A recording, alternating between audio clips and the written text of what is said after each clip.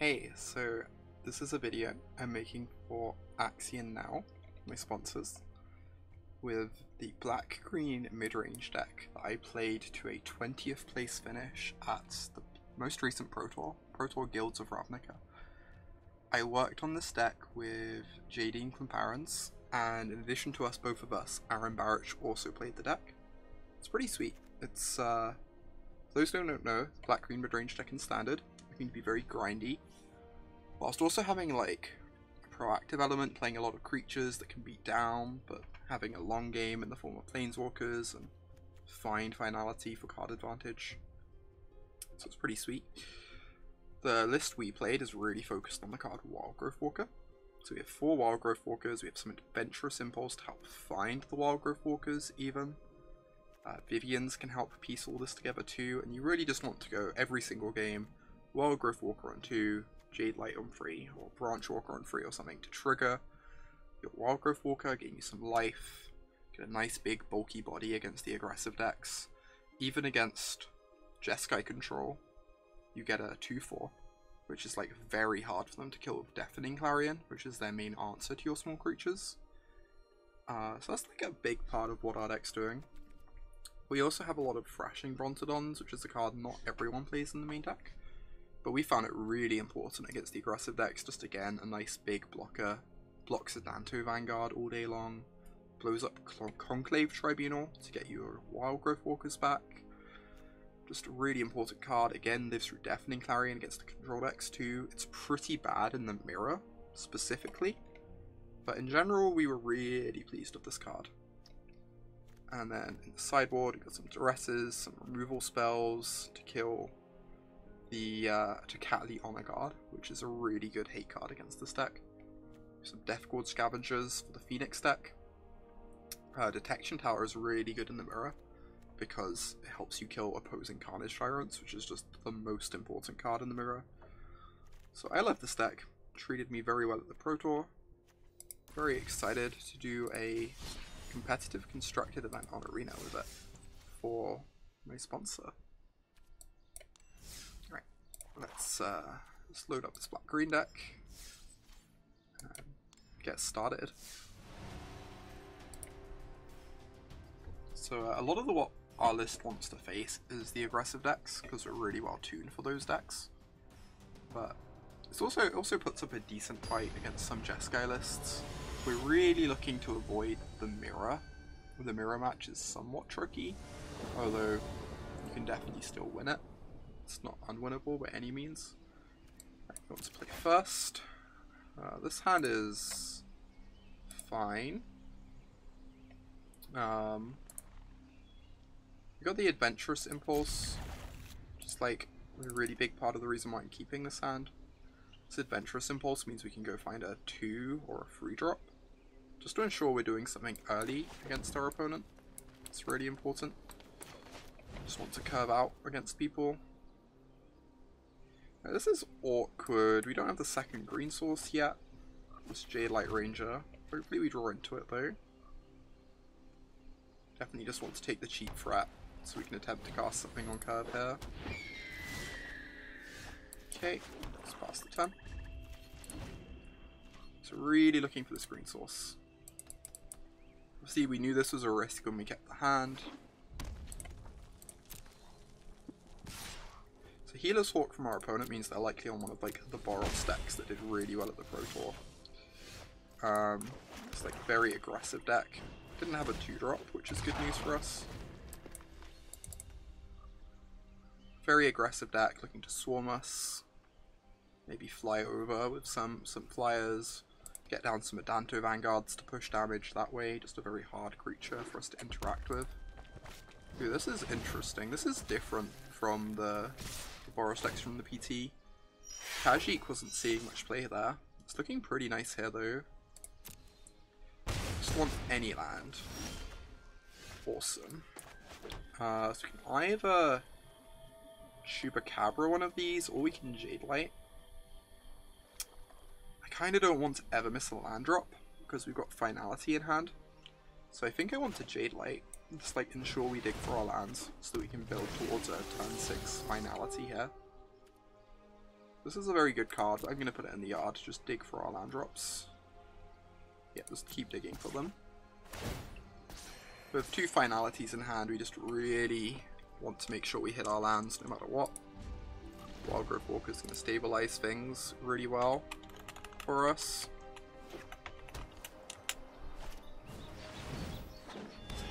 Already.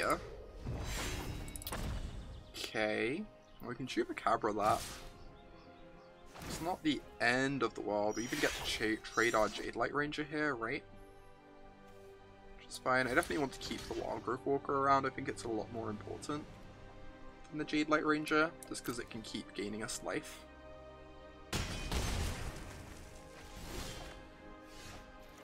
Alright, so definitely just shooting down this already. Like so.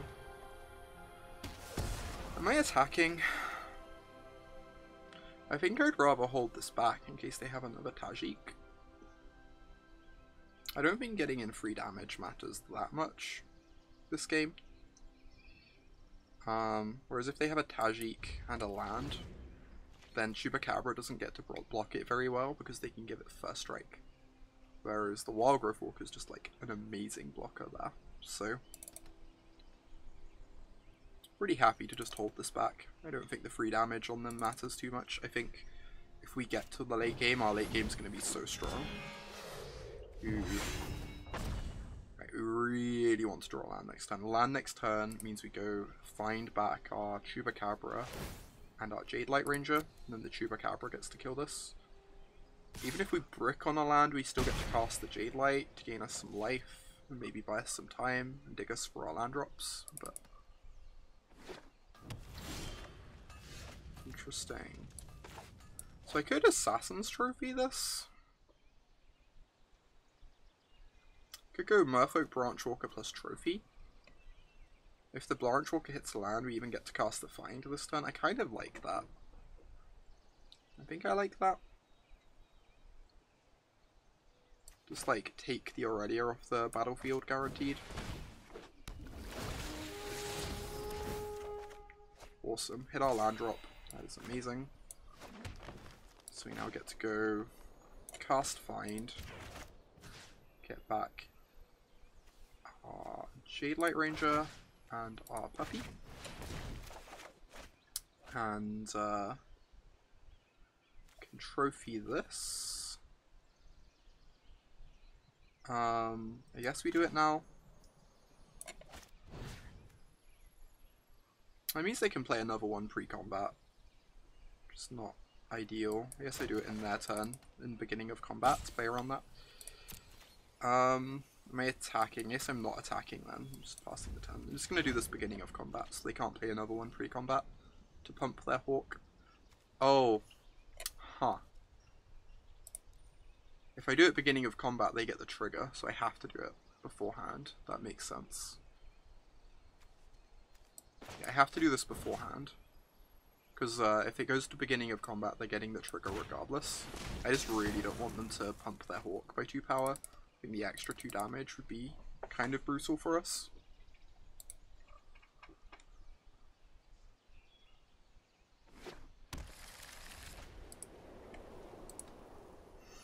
Okay, hopefully they don't have any more big threats. We're kind of stabilizing. Obviously they're on a lot of life, but this one's not too threatening. This just dies to finality really cleanly, so it's like whatever. We found another Healer's Hawk, that's fine. Hopefully they run that out, then we can cast a nice finality next turn. Yeah, I'm very okay with them just running out creatures onto this board.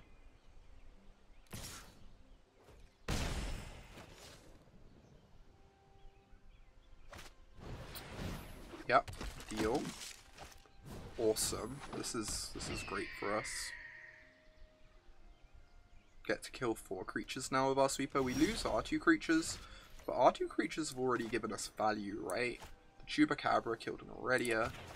The Branchwalker found a land. So this is like a big part of the power of this black-green deck. Finality is just such a punishing card in the late game. I'm gonna hold this back. We've seen Tajik from them. I think I just don't want to get hit. Like, we're gonna take over in this late game, most likely.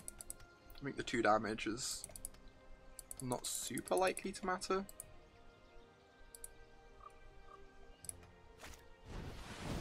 Bugler resolves. Some solid value for them, but they need to answer this. They found a Boros Challenger. That's a good one. They have a lot of mana now, so they can pump it a lot. So probably going to have to hit that with our puppy. Yeah. Ooh, Vivian is so good. I think I like Jade Light plus Chupacabra this turn though. Just to stabilize the board some more before we play our Vivian. This is a good creature against them. I'd really like to find a land off my Jade Light so I can cast Chupacabra this turn. Awesome. Gain 6 life with our Walker. Shoot down the Boros Challenger. I think I'm pretty happy just to hit them for 8 here. It's like a huge chunk of damage. Start pressuring them. Maybe this is unnecessary. Maybe the Vivian's just gonna win the game on her own, and we should just like preserve every point of life we can. But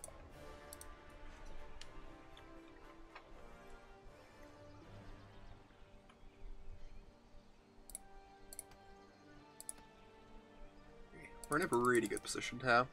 Also, a lot of their creatures now at this point in the game are just like low power level, right? That's like a big part of what's going to happen when you play these mid-range decks against these aggressive decks. Like, as long as you survive, as long as you get to cast your sweeper in the form of finality, and then like have some way to buffer your life total with your Wild Growth Walkers, it's just incredibly hard for their cards to stack up against you in the late game. And you can see this game, like, the Wild Growth Walker has gained us, what, 21 life? Like, we would be dead if not for this card. This is a big part of the reason why Jade and I were so enthusiastic about playing this card at the Pro Tour. Just against these aggressive decks, just having this early on in the game is so critical. Is what we found. Just take down this Banneret quite happily. So they get in 3 damage, but I'm not too concerned about that. We're gaining a lot of life here.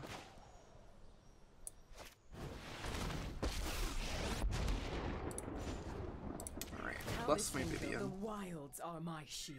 Ooh, I could get a backup Wild Growth Walker, or I could, like, trigger my Wild Growth Walker this turn with the Branch Walker. I think I'm just going to take the Branch Walker, gain some life right now. Yeah, opponent doesn't think they can beat the Vivian, which is a very reasonable conclusion. So against these aggressive decks, we're really scared of the card to Catly Honor Guard, because that card shuts down our Explore engine. So we're looking to bring in lots of removal for the Honor Guard. As the main thing we're looking toward in. We're looking to take out Carnage Tyrant. We're just like mainly winning the game with Planeswalkers and Wild Growth Walker. Carnage Tyrant's not really how we win these games. Take out a Midnight Reaper because not looking to lose too much life against them. Then the final couple cuts are a bit more challenging. I kind of like these because they kill Aurelia. Could see trimming a 2-drop. Could also see trimming an Impulse just because we're bringing in a bunch of non-creature spells. They're really good for fighting Wild Growth Walker and ensuring we have plays early on. Is my one slight fear about doing that, but I think that's probably fine. Let's try this.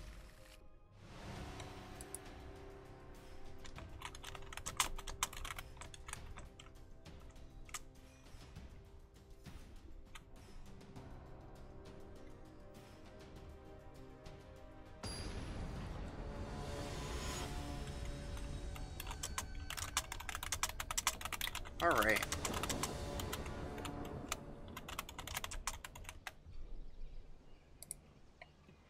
So now we're on the draw.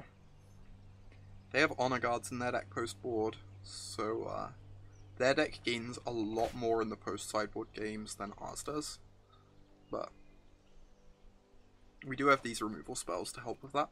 I'm going to keep this. I'm not in love with this hand. It doesn't have anything to do on turn 2, so you don't really want to cast Trophy early, but it's like fine. It's kind of hard to mulligan this hand. Like solid creatures, some removal spells.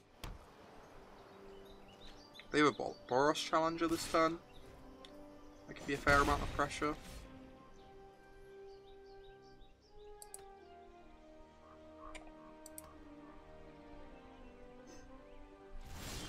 I must admit, I'm really impressed with how much play Healer's Hawk is seeing. Like, when that card was spoiled, I would never have predicted this was standard playable, but basically all the white aggressive decks just love this card, right? If you can ever pump it with a Mentor trigger or a Venerated Loxodon, the life gain really adds up. You can really swing games in your favor. Ooh, here's a Tajik. I'm not in love with giving my opponent a land, but I think we do just want to trophy this so we don't fall too far behind. Don't really want them pumping up the Hawk and getting a lot more pressure going. So this trophy is looking better than a cast down here at least, because cast down does not kill Tajik. Banneret's good. Jade Light blocks it fine though, so not too worried about it. Definitely getting rid of the second Vivian. This is an interesting one. I actually kind of want to keep that, because it's a 2-mana spell we can cast at the same time as a Merfolk Branchwalker if we want to double spell at some point. Like, our hand's not great at double spelling at the moment. And we have these to dig us for our land drops, so we're not, like, desperate to ditch this on that basis. Lightning Strike my Jade Light, now they get to pump the Banneret. Mentor onto the Hawk, which is pretty strong. This next turn's gonna be tough. Like, but Demi just wants to hold up Vraska's Contempt, which doesn't feel great. I think I'm gonna Branchwalker plus Trophy this turn. I think this is the double spell turn. Just like make sure we keep hitting our land drops here, or finding good spells. This is a good spell. I actually kind of want to keep that. I get to Trophy one of their threats and then just start contempting things one by one. It's like a bit of a slow game plan, but I think it's fine. I think we're going to be fine doing that.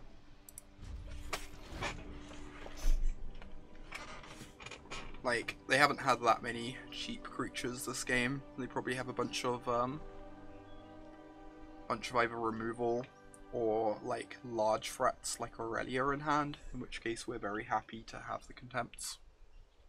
Just like pinpoint 1-for-1 their creatures over and over. It's obviously pretty bad if they draw... What's the 2/3 called? Bugler? If they draw some Buglers it looks pretty silly, but... No. Okay, before they attack, I want to... I guess if they attack this into the Branchwalker, I'm happy. So maybe I just let this happen and trophy the Hawk? Yeah, sure. I'll just let this happen. So I can trade the Branchwalker with the Banneret. Which seems pretty good for me. And then I can go ahead and take this Hawk out of play, since it's fairly annoying. We could Vivian it later, but kind of just want to keep my life total nice and high against their aggressive deck. Make sure we don't like die to a bunch of burn spells like Lightning Strike. So this trophy looked a lot worse than a cast down. They've been struggling on mana drops, so giving them the extra mana is far from ideal. But Again, Trophy just so versatile. It's kind of hard not to play some of that card, at least. Ooh. Right, I'm just going to pass the turn here. I really want to contempt the challenger so that they can't mentor onto the Hawk.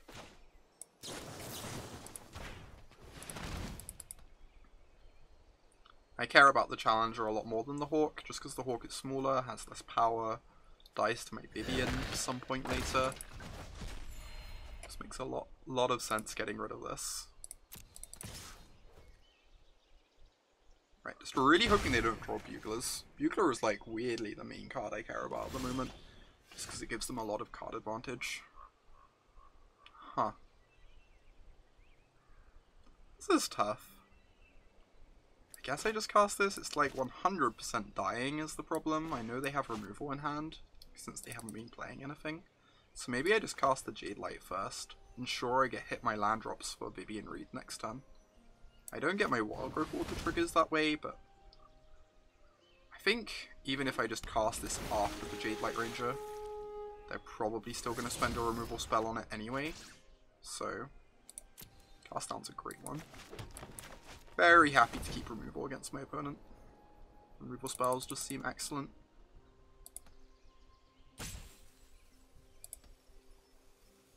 Yeah, this is probably dying, but that's fine. It's like what it does at this stage of the game. Just trades for a removal spell to clear the way for the next one. Or like make sure they can't lightning strike down my Vivian Reed.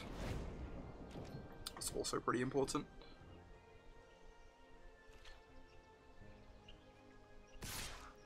Okay, I'll take one. It's not too scary.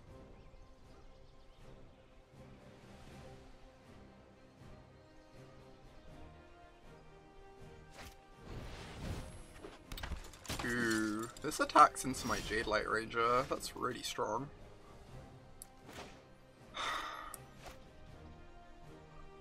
This is a tough spot. Like, if I use the Vivian and minus on the Hawk, a single removal spell kills both my Ranger and my Vivian, which I think is really bad for me. Obviously the Ranger doesn't block the Stalwart very well. I'm fairly sure they have removal in hand. I kind of just want to pass the turn and use a removal spell on this. It's like not an ideal use of my turn, but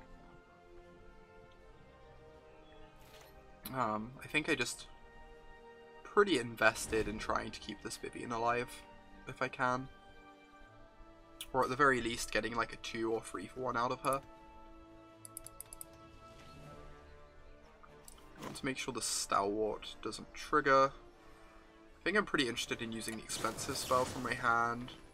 This looks really awkward if they draw something like a Rekindling Phoenix that I need to exile, but I feel if they had a Phoenix they'd have already played one, and I just need to use the expensive spells so I can like double spell at some point soon to catch up with what's going on this game. Oh wow. This is like almost really good.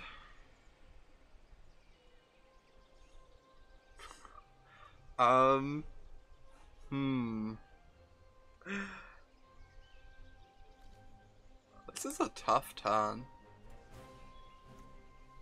I kind of want to go Vivian plus.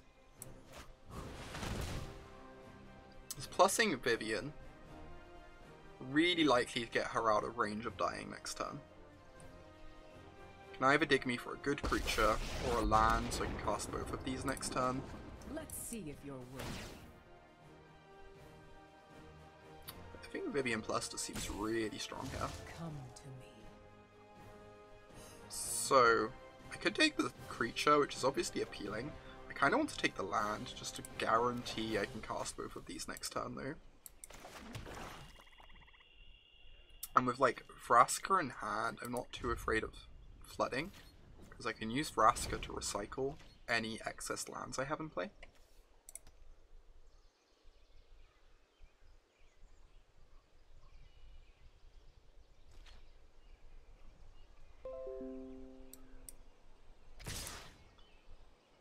Okay. So they get to pump their Hawk, which is fine. I think I'm just going to block the Challenger. Obviously they can pump the Challenger to eat my Jade Light Ranger for free, but ensuring my Vivian Reed doesn't die to a Lightning Strike is really appealing to me. And forcing them to use all their mana actually sounds reasonable to me too. So I think this actually seems just like completely fine. Next turn I can go like kill both your things, plus my Vivian to dig for some more threats. Now we're getting started. Yeah, I think that's the plan. It makes me a bit worried of a Tajik, like a haste threat. But just killing both their things and having a Vivian on 5 loyalty seems really strong. You can't stop nature. Wow, that's an amazing one. So this turn I get to do this, the next turn I get to do both of these. And that's like really gonna take over this game. Step out of the shadows. Just like gain us some life back, stabilize the board completely.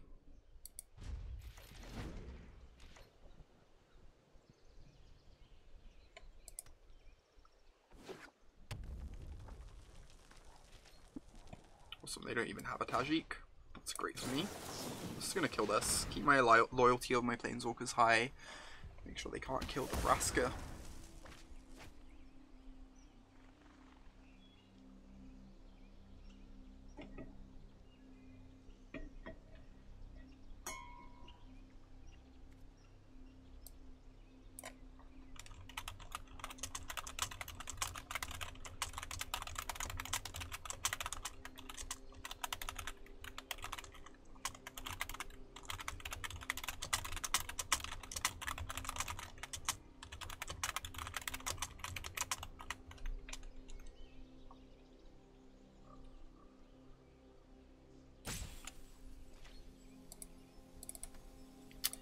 Opponents just figuring out what to do to like possibly try and keep up with our board.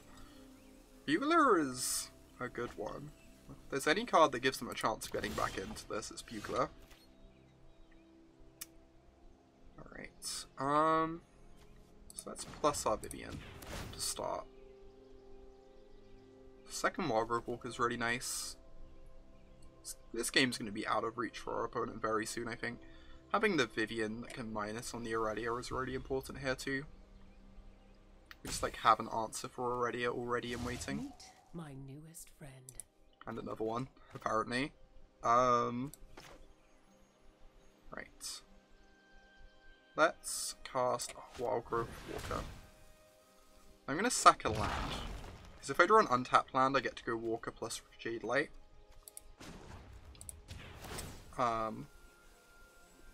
Whereas I'm pretty keen on growing the Wildgrowth Walker, so if I don't draw an untapped land, I'm probably just ooh, this is great.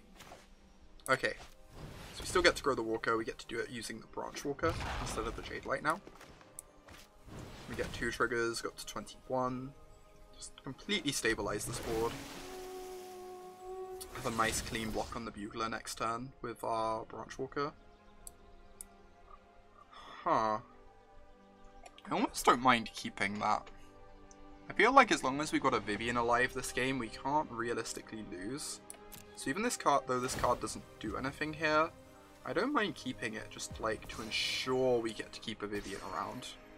Even if they like Conclave Tribunal this one or something like that. We'll still have a Vivian, which feels really, really powerful to me. Just like so hard for them to keep up this card advantage.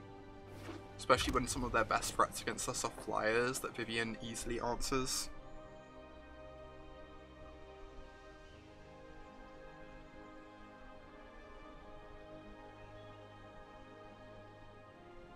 So this feels like a great spot for us. And this is very typical in my experience of what a lot of the aggressive matchups are like for Golgari Midrange. You just have so much life gain in your deck. You're so good at playing to the board, and then you have such a powerful but efficient late game that it makes it very tough for your aggressive opponents to actually keep up. and overpower you properly.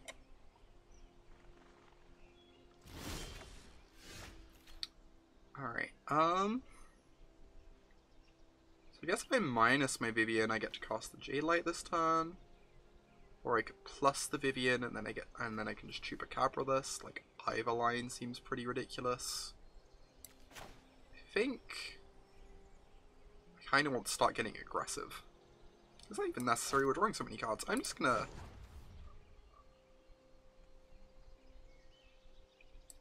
minus my Vivian. I think that seems good. You can use the Jade Light to keep hitting land drops, which is nice. Get that out of here.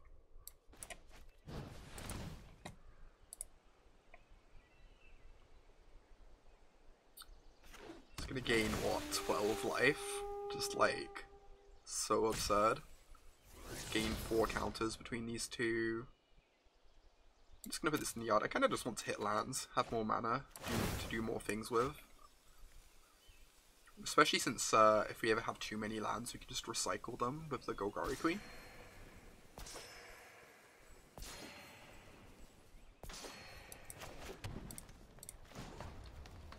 Plus Vraska. I don't think I'm gonna bother sacking anything. I kinda just like having all this mana in play.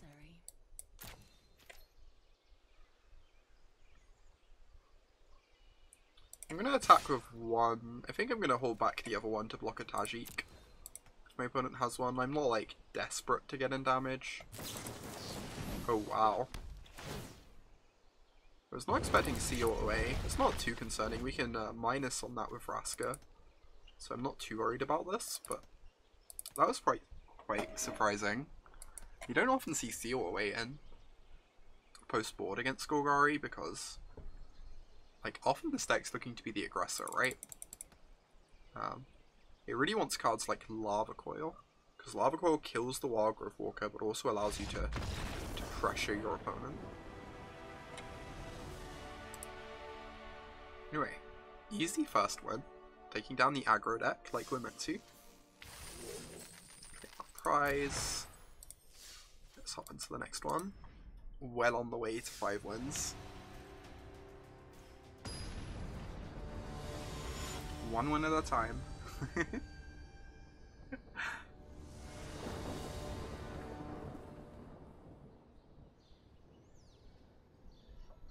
Play first again.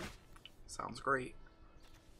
Sounds not amazing, but it doesn't need much to be amazing. If it draws an explore creature, this hand is going to be really strong against any aggressive deck. We got a Carnage Tyrant, which is good in the mirror. Ooh. So this could be like Drakes, it could be Mono Blue, it could be Jeskai Control. Alright. Interesting. It's definitely like Drakes. I think Drakes tends to play more Lava Coils than the other decks. I'm just gonna run this out again, just keep jamming these Wild Growths. Hopefully we get to untap with this one. It's like a really important card in this matchup if they are on Drakes, which they are indeed. Right, the Electromancer is important for them. It's going to let them just be really efficient with their cantrips. Yeah. For those who don't know, the deck the opponent's playing is a blue-red deck focused on a card called Arclight Phoenix, which you can use cards like Radical Insight, Radical Idea even, Charter Course, Tormenting Voice to rummage into your graveyard, and then efficiently bring back. Electromancer really speeds up their deck, and then they have these Drakes on the top end, which are like really good for pressuring your opponent once you've filled up your yard with cheap cantrips.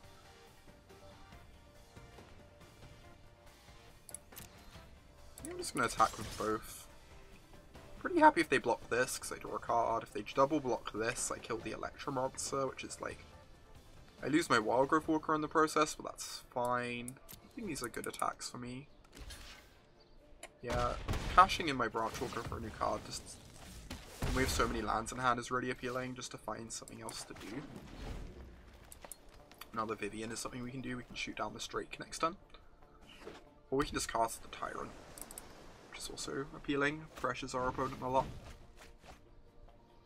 They still haven't found any Phoenixes, which is good news for us. If they did, they'd have discarded it to the Tormenting Voice. Another Drake. It's kind of annoying. It means if we shoot one down with Vivian, the other one gets to kill Vivian. At least then we're pushing in for some damage though. So I think I still want to do that. Just like kill this Drake, attack with our critters. Every fight makes me stronger. No one said restoration was painless. What am I attacking with? I kind of just want to attack with the Reaper.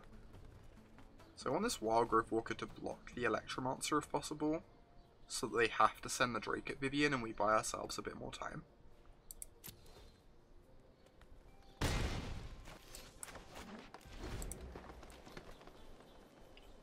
So as long as they don't have a Lava Coil, this Drake is going to have to go to Vivian, which buys us a lot of life. So Vivian doing a decent job here, obviously a bit expensive for what she's doing, but... Strike me, and you strike nature. Ew. We are not equipped to deal with Niv-Mizzet right now. Gosh.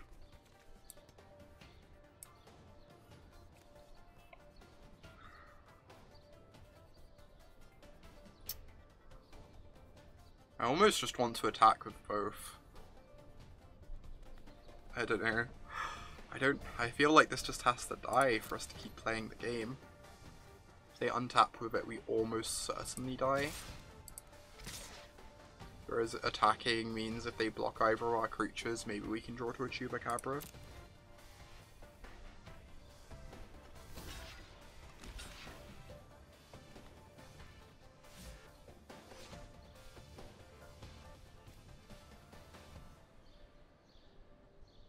If they don't block, then like, and somehow we don't die, maybe the Carnage Tyrant gets to kill them. The opponent's realizing they don't want us to draw cards, so they're just jumping with the Electromancer to cut off our options. Okay, untapping of Niv-Mizzet is one of the strongest things you can do in the standard format. This card is really overperformed, like everyone's expectations. They don't need a lot to go right here, they just need to like dump some instants or sorceries in the yard, and then they get to one-shot us in the air.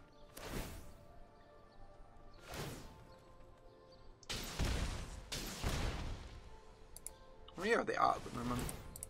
We're at 5. This is probably going to put some more in there too.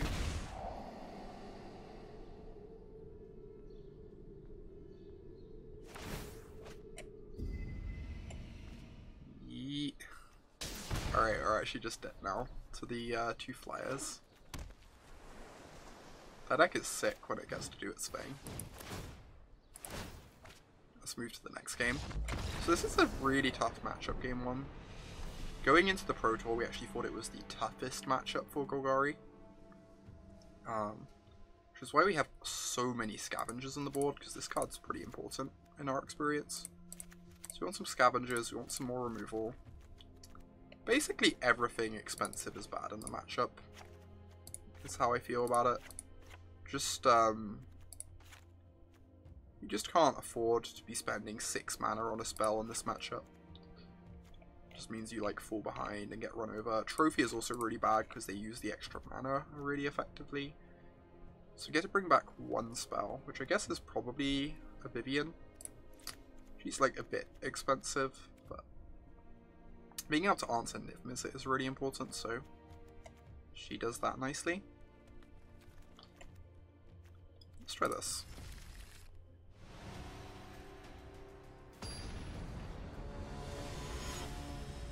See, this matchup's really tough. Post board, you're looking to be very aggressive. You're looking to go 2-drop, 3-drop, try and run your opponent over, back them up with removal spells. Yeah, this is what we're looking for.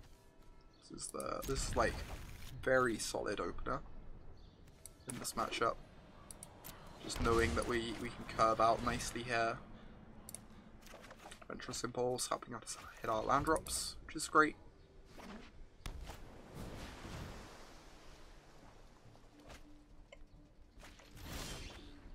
Okay.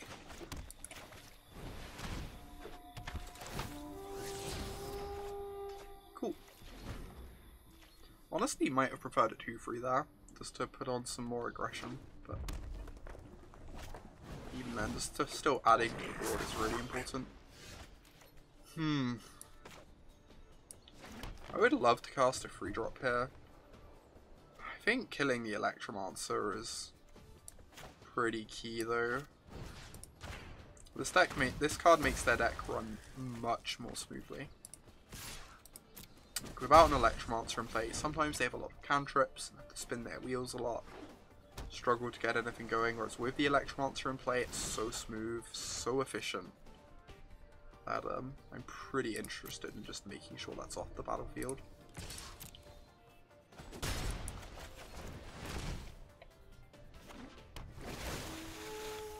Okay. Vraska's Contempt. I think I want that. I want more removal rate. I've already got plenty of threats.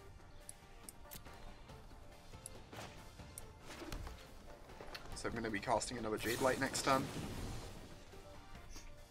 It's like kind of expensive and clunky, I guess, but it's also kind of hard to turn down.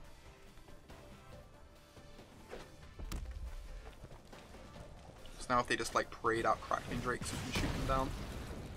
Lava Coil was the nightmare because of Find Finality in our hand. It's actually really frustrating. This card exiles and makes the Find that much worse. It's a lot of the reason why I like trim a Find Finality in this matchup. It's interesting. This could find another threat for us. Dig for a Death Gorge Scavenger. I actually kind of want to keep that.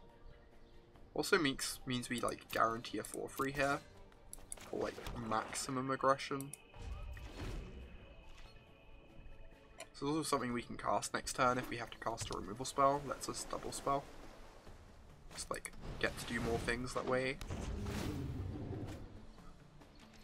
Okay, they could have a dive down here, but I feel like I'm just forced to do this anyway. So if they don't have a dive down, it's a really big swing for us. That is great news. Get to start hitting for a lot of damage now. Okay, so like situations like this, the Adventurous Impulse looks bad because it's obviously not grabbing a spell. But it's important to remember that if not for the Adventurous Impulse, we would have drawn 3 lands in a row, which is really, really bad. So having the Impulse has actually meant we just like dug through so many lands towards actual spells, which is very important. Clear this up the way, just 2-for-1ing ourselves with these removal spells, which isn't great, because of course all the Drakes are drawing cards. But we just need to push damage as much as possible, because we do not have the late game in this matchup, especially not when we're flooding like this.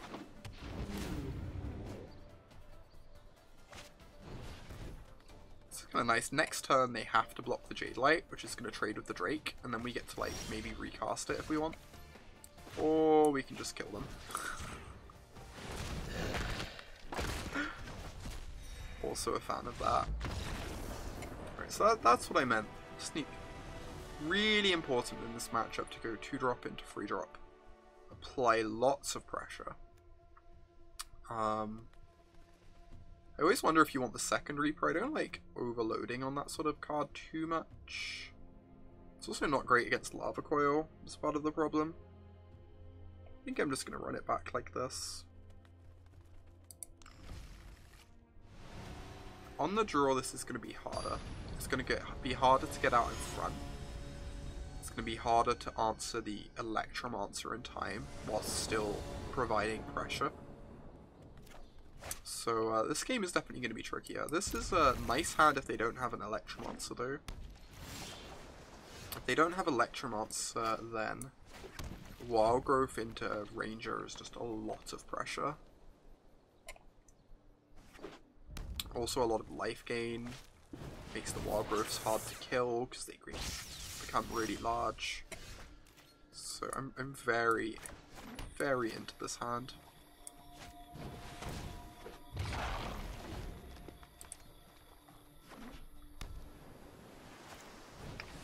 They had the coil. It's really important for them that they had the coil.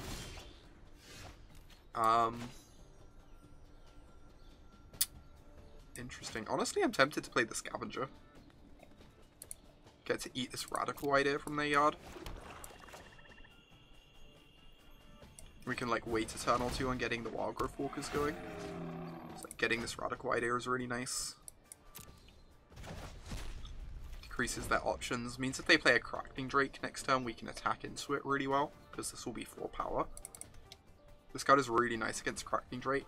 It doesn't shrink the Drakes, but it attacks into them incredibly well, which is very important. A land there would have been perfect. I guess I'm just going to impulse for a land and then play a walker. Yep. That is great. Jade Light Ranger would be more pressure.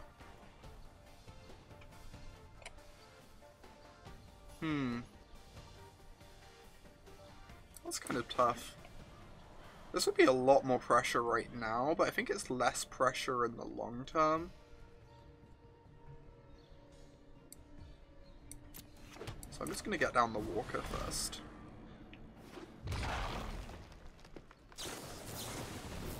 They have another idea. They still have access to this effect going long. Very important filtering for their deck, just to piece everything together. It's also really important to have a card like this in their yard, because it makes it much easier for them to return a Phoenix later. And they have the Phoenix. Hopefully they don't have an Opt here. Oh, no. This is so bad for us. This means they get a Phoenix back. It's a very annoying card. It's going to pressure us a bunch, make this Vivian a lot worse. Still, drawing the land is very good, because now we get to Ranger. Make both of these 3/5s, get both of them out of Lava Coil range, which is really powerful. I wonder finality, what do we even have? We don't have anything in our yard because of the Lava Coils. I still kind of want this. It makes this a 4/3, which is really nice. And it also means that if any of these trade off in combat, we can get them back. Like now, if this trades for a Drake, or even for the Phoenix, we can return it, recast it, which is really powerful.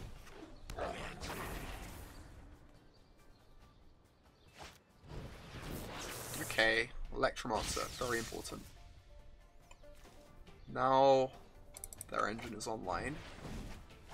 We just need to hope they don't draw another Phoenix. If they draw another Phoenix, the game gets very tough for us.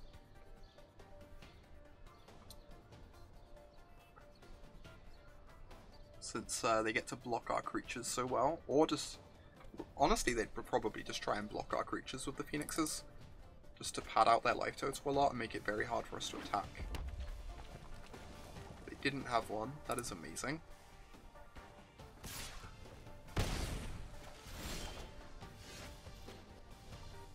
Interesting. I kind of want to plus Vivian this turn rather than pump my Wild Growth Walkers. I push less damage that way, but it's really hard for them to kill Vivian. And then she threatens to minus on any of their creatures, or plus and find an Explore creature to pump these. I actually really like that. Yeah, let's attack all. Deal 10 to them. I guess it's really bad if they find another Phoenix. That's the downside. Even then we force them to attack with their Phoenixes, which makes it much more likely that we can attack them. So I think this is still good. And Jade Light Ranger is perfect. It pumps the Wild Growth Walkers as much as possible.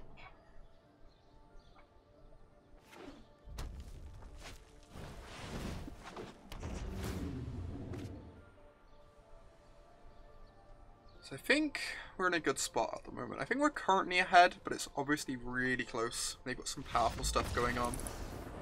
Awesome. They just couldn't deal with the wild growth walkers and the amount of aggression we were churning out. Just like post board, getting to lower your curve is really important against them. We saw it pay off there. 2 wins. Let's keep going. This is great.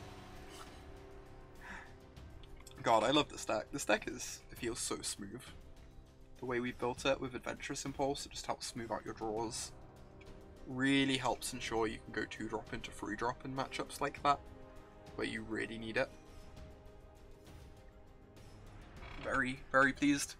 This is actually my first competitive constructed event I've played in Arena with this deck. I don't tend to play much Arena on my streams because I don't own many cards on it, so the fact that this event is going well is really exciting. Faced a couple very different decks so far as well. Okay, let's hope the variety continues. Or like, we can just like face some more white aggressive decks, you know, get some easy wins. I would also be fine with that. This hand is fine. Got some 2-drops, dig us towards our land drops. Take us along the curve. Another blue deck.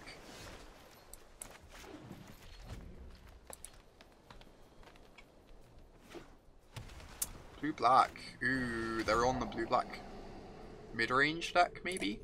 With, like, Thief of Sanity, Doom Whisperer, and friends.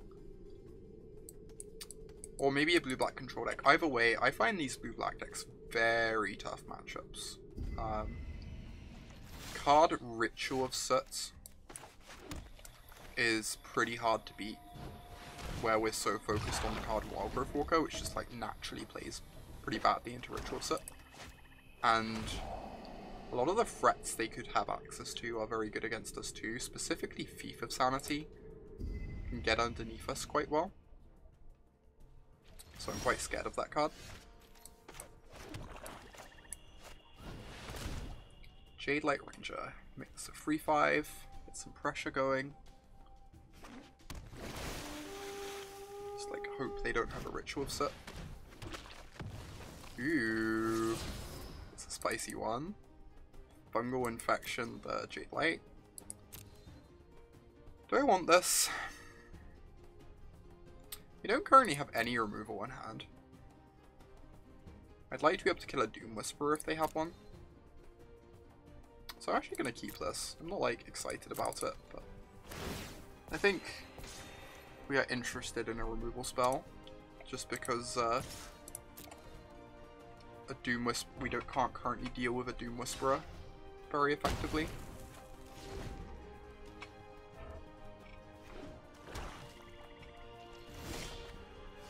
Okay. Run out my Branch Walker, keep growing the Wild Growth Walker here. Awesome, land drop is great. Let's run out the Squire too. I don't think I want another Squire. I kind of want to find something powerful to do next turn instead. So Ritual of Soot is... Obviously this is why the card is so good against us. It's so much better than Deafening Clarion. Because Deafening Clarion can't touch the walkers. Yeah, that's going to be pretty tough for us to recover from. Unfortunately. Really needed to draw like a Planeswalker or Carnage Tyrant or something powerful like that time. What erasure me. I guess I just let this resolve. I could technically trophy that Drown Catacomb to downgrade their land there, but that would give them an extra mana this turn, which I don't really want them to have. It's also just like not too relevant to anything, right? Vivian's a great draw. We need to hope they don't have Contempt or something like a Sinister Sabotage in hand. Well, they can't even have anything like that open anymore. I'm going to play around Syncopate though, just because this Vivian's really important to us. A I've lost so much. I've seen things that would break someone like you. Okay. Even if Vivian dies, she's replaced herself. Ideally, she doesn't die. She can take over here. Awesome. This is great. Comes. I'd like an answer to a Doom Whisperer in my hand, so I'm going to take this Chupacabra. I'm going to hope that they don't have a counterspell in hand, get my other Planeswalker down before they can draw one. We're really far ahead now. These Planeswalkers are just amazing here. Just exactly what we needed to recover from the ritual.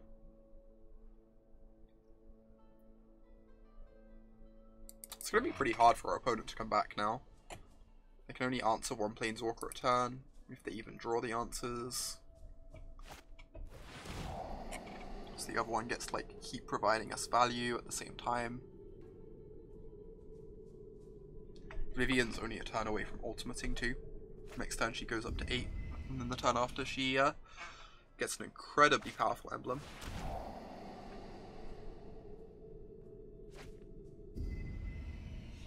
Were they ditching any cards into the yard? I don't think they were, right?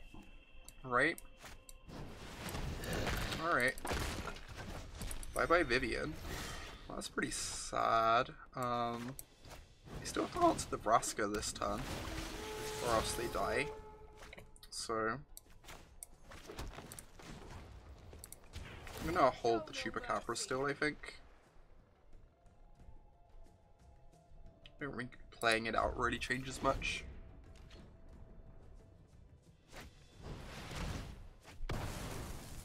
Yeah, very happy I held it against a Golden Demise. Keep taking Vraska. It's possible we could ultimate Vraska there instead and just force them to draw a sweeper. Actually, that's better, right? Yeah, I think that would have been better because Chupacabra and Wildgrowth Walker die to different sweepers. This dies to Rituals. This dies to Ritual of Cert, this dies to Golden Demise. Now we give them a turn to draw the Vraska's Contempt. Luckily they didn't. Now the ultimate kills them.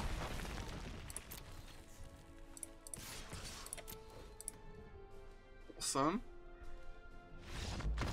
This matchup's going to get harder post-board. Post-board they get to bring in disinformation campaigns. We do get to bring in Duresses though, which are pretty powerful, and a 4th Carnage Tyrant. And I think this Midnight Reaper's probably really good too. This is not a Wildgrowth Walker matchup. The life gain doesn't matter here, and it's so bad against Ritual, so I just want to cut it entirely. I actually kind of like Chupacabra, because killing Thief of Sanity or Doom Whisperer is important, but these are just like random mopey bodies. They don't really have many good targets to kill. I want to cut an Impulse because we're bringing in a lot of non-creature spells. Bring in some more removal of some description. I think I'm interested in more cast down more than Contempt. I think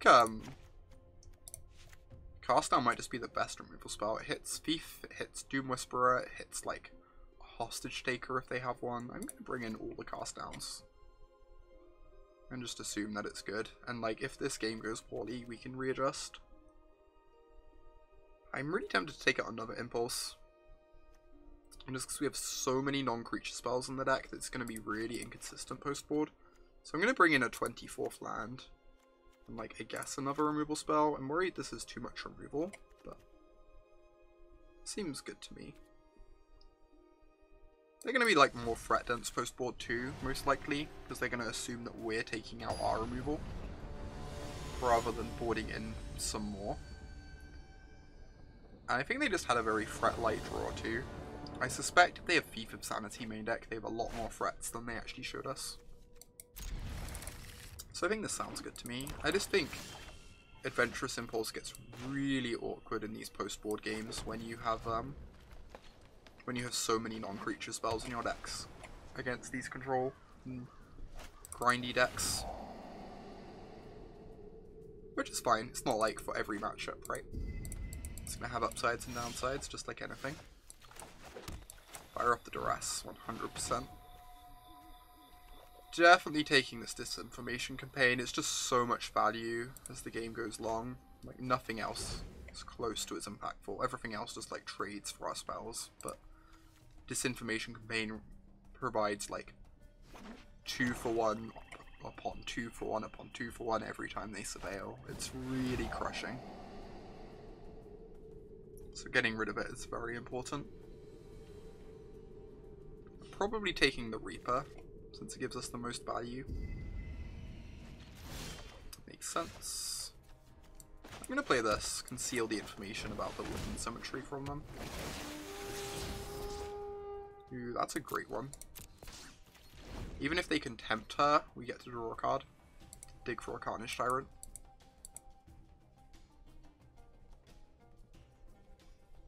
Now we got our 4/3 beating down. Honestly, I'm not too embarrassed to run out the Chupacabra as a 2/2 if we need to, or they can just present a target for us. I guess they don't know that we have this black source because we hid it from them, so we're actually being really paid off for concealing the Woodland Cemetery here. If they knew about the Woodland Cemetery, they probably would have played the Thief of Sanity. So that was very impactful for us. Now they're honestly pretty far behind.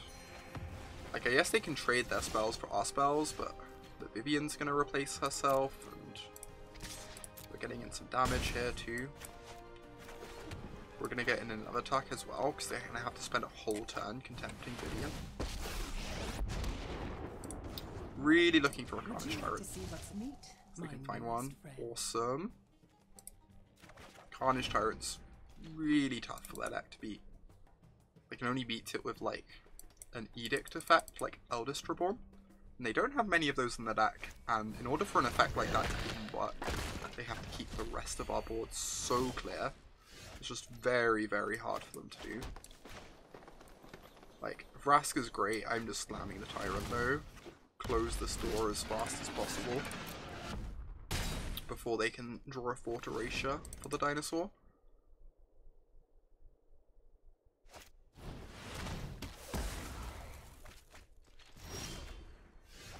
So I'm very happy to get my Vraska down, make a token to protect us from an Edict. Now if they draw an Eldest Reborn, we have 2 different things we can sacrifice that are not the dinosaur.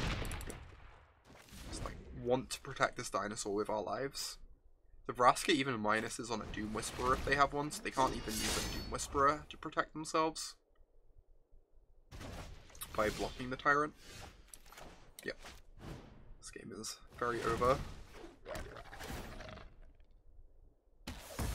So this game is like, this match is a good example of how, like, there are a bunch of things Golgari struggles with, like Ritual of Certs, card advantage from something like Disinformation Campaign, but it also just very good at breaking through what you can present against it.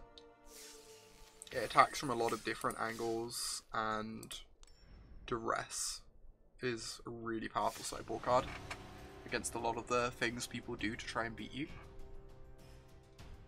And like, between like the small creatures that you have the Ritual set away, or big impactful Planeswalkers, or Carnage Tyrants, everything requires such a different answer. It's a big part of why I love playing Golgari. This hand is a bit awkward, but I'm going to keep it. Really needs land drops is the big problem. Land drops or an explore creature. Obviously the Wild Growth Walk is not looking great in this hand without any explore creatures. Wow, they missed the land drop. That's going to be bad news for them.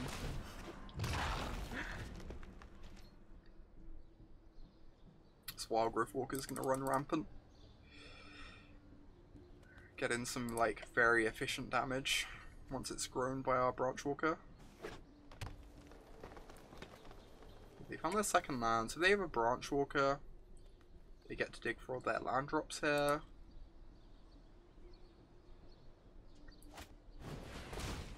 Alright, so we are playing the mirror, which is what I suspected. Ooh. Alright, we're not playing the mirror. We're playing against like a green stompy deck. I've not seen one of these in quite a while. Our hand's pretty good against it with 2 Chupacabras, as long as we can find these land drops. Kinda struggling out at the moment.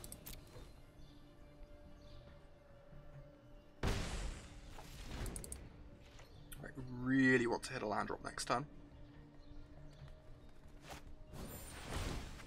It's very, very important to us. Awesome. So now I get to play the Midnight Reaper, which just makes it so hard for them to block. Whereas if they block our 3-2, we get to draw a card off of it. Honestly, I wonder if I meant to hold a creature back and play defensive with the 2-4. Like, make sure they can't swing back at us. Like, getting them dead before their hand gets online is really appealing, but thanks for gaining a bunch of life off the Wildgrowth Walker too. We're only taking 5 on the way back. I'm just going to be aggressive here. There's a decent chance, like, they just have to block. If they don't block, I think they're just, like, losing this race pretty convincingly. This means we get to draw a card towards our land drops, which is what I really care about. So now we just have so many puppies coming to shoot down every creature they play.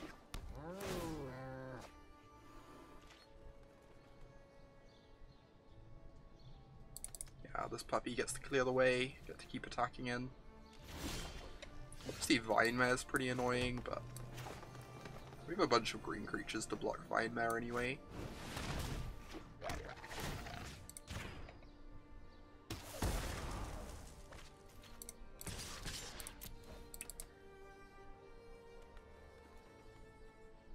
Get in for 5 damage. They're just gonna die real quickly to this.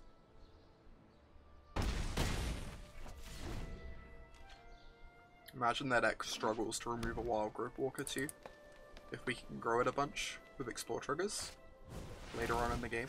Okay, the Vinemare's annoying, but we'll be fine. I don't really care about it too much, because we've got so many Brontodons to block it with. This time I think I actually do just want to play a Brontodon. Just being able to block here feels really important to me before we play our Vraska.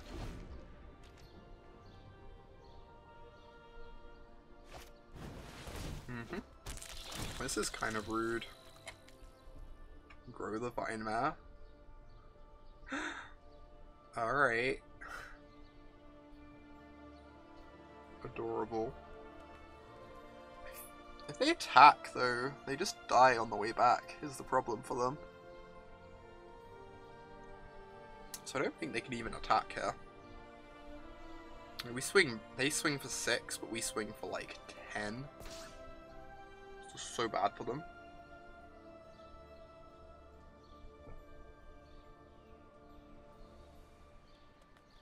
So if this is just on defense, I don't even care about it that much, I think.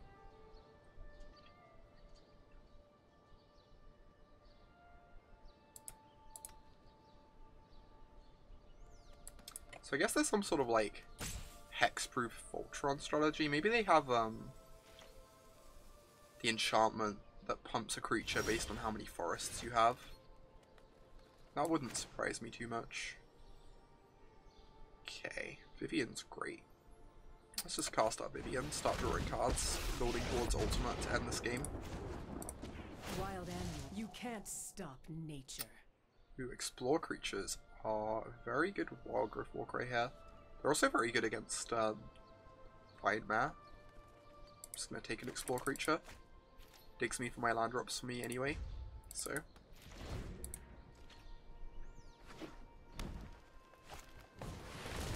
Ooh.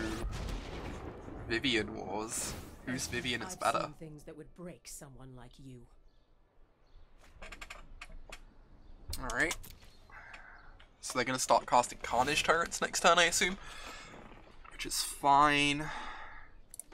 They're kind of going over the top of that. Come to me. At the moment. I think we're going to gain so much life off our Wildgrowth Walker.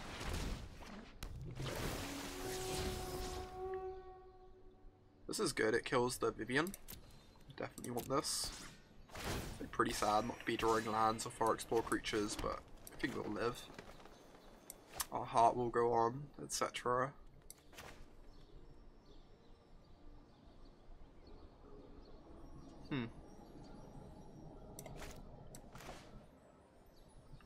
Alright, seems fine. Let's use our mana efficiently. Can wait until we can potentially draw a land off the square before we play it. So I assume we're going to see a Carnage Tyrant this turn. Comes.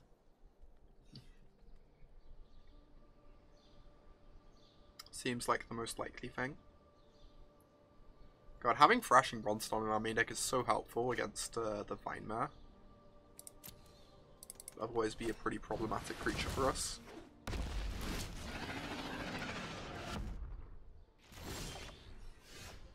Okay, so we can Trophy Vivian. Let's see what we find first. The wilds are my shield. Ooh, another Jade Light. Awesome. Are they dead yet? What happens if I kill 2 blockers? They block here and here. They take 11. I guess they're actually just dead. That's correct, right? They'd block the 2 4-power creatures, but then they would die. Because we'd have 11 coming through. So I guess I just do that. Alright, I'm convinced. Killing our opponent seems a lot less fun than, like, outvaluing them, but... you know, do what you have to. Never thought I'd Assassin's Trophy and Iron Shell Beetle, but this is the world we live in.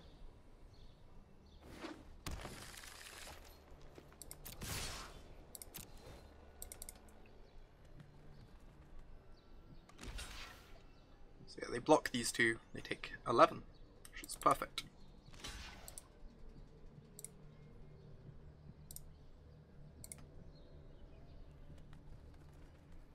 They can even take 12 if they choose to. I'm fine with that as well.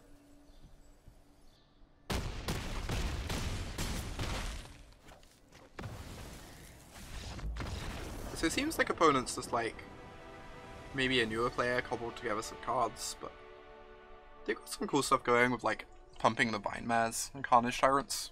It's fairly effective against us. So what cards do we want against them? I wish we'd seen a bit more of their deck. Like, seeing Vine-Mare and Carnage Tyrant just like really warps my expectations. Being able to kill their Planeswalkers is important, so I'm happy to have like the trophies and the Contempt. Midnight Reaper seemed really impressive for outgrinding them when we're blocking them down on the battlefield. I suspect I'm not meant to change too much, but I'm going to bring in the second Midnight Reaper. If we see Steel Leaf Champion and such in the post-board games, it's possible we want Cast down. But I feel like the Chupacabras are going to be enough of that sort of effect. I also feel like Brontodons might be pretty important just to help block Vine-Mare consistently. Although we do have Wild Growth Walker to help with that, so maybe we can cut 1. Yeah, I'm just gonna run it like this and see how this goes. Oh, I guess we want the Detection Tower, huh? We really want the Detection Tower. That seems like the best possible card.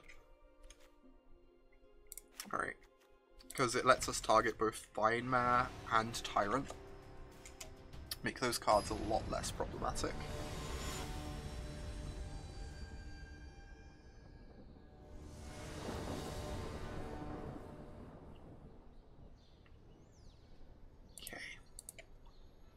On the draw again. Hopefully our opponent doesn't miss land drops this game, make the game a bit more interesting. We just kind of snowballed ahead of them because they stumbled a bit early on last game.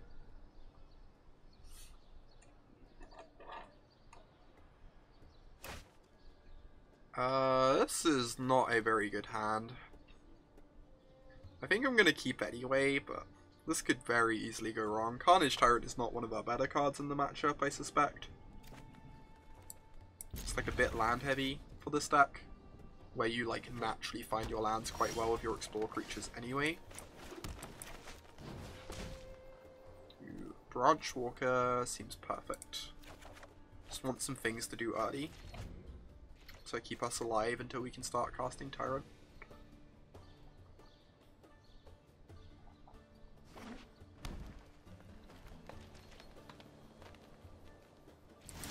Cool, no early threat from our opponent is great news for us. I guess I'm gonna Branch Walker. It's kind of sad if we don't get a 3-2 in this matchup, just because we're pretty scared of Vindmare, but drawing a card off it in the form of the land is still good. Some solid value.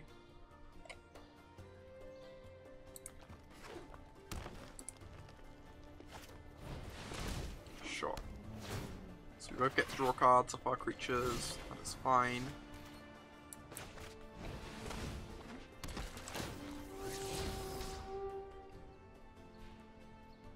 Keep that. I think that's better than my average draw. And dig for like a nice free drop, like a Jade Light Ranger. I'm not too interested in this trade. My 2-1 is more important than their 1-2.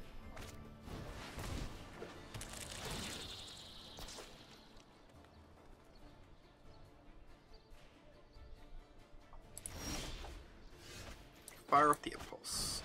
Let's find a Jade Light Ranger. Perfect. That is actually perfect. Now this can dig for a nice powerful Planeswalker or some form of card advantage. Midnight Reaper is exactly what I wanted. Because Midnight Reaper is going to make it really hard for them to engage in combat ever without giving us cards. We even got a 3-2 off the Ranger. It's like perfect against their Vindmares. Goreclaw is scary. I wonder if I just need to kill that one.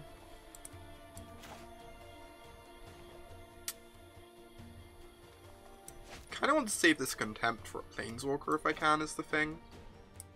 So I guess I'm just playing the Reaper instead, but I am actually pretty scared of this Goreclaw.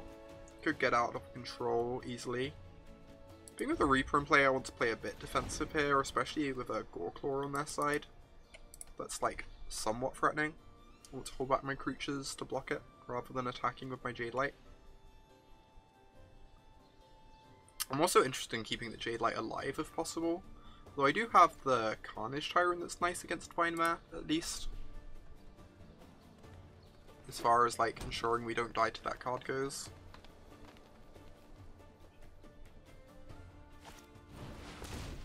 Ooh, we get to draw a card, that's great. Very happy with that.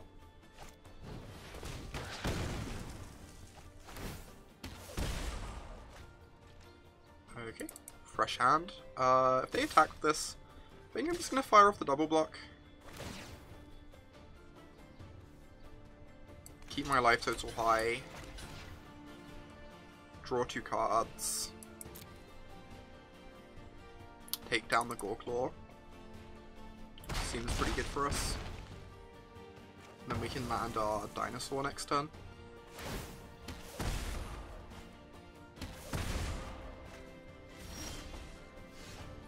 Alright, I'm pretty sure I just want to play this.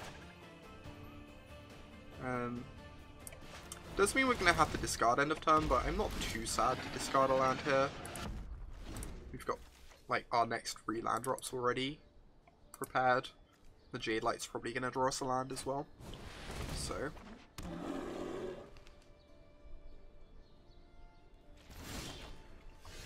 okay, kind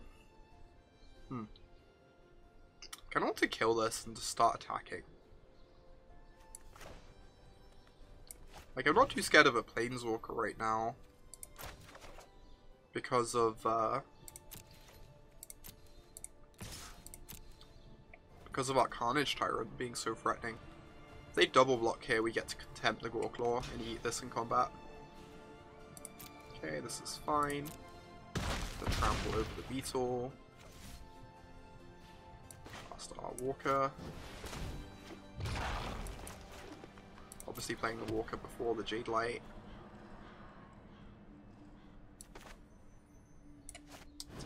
Scorclaw.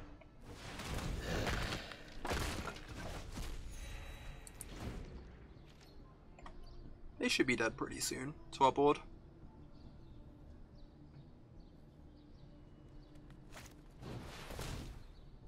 You're getting back the Gorklaw, deal.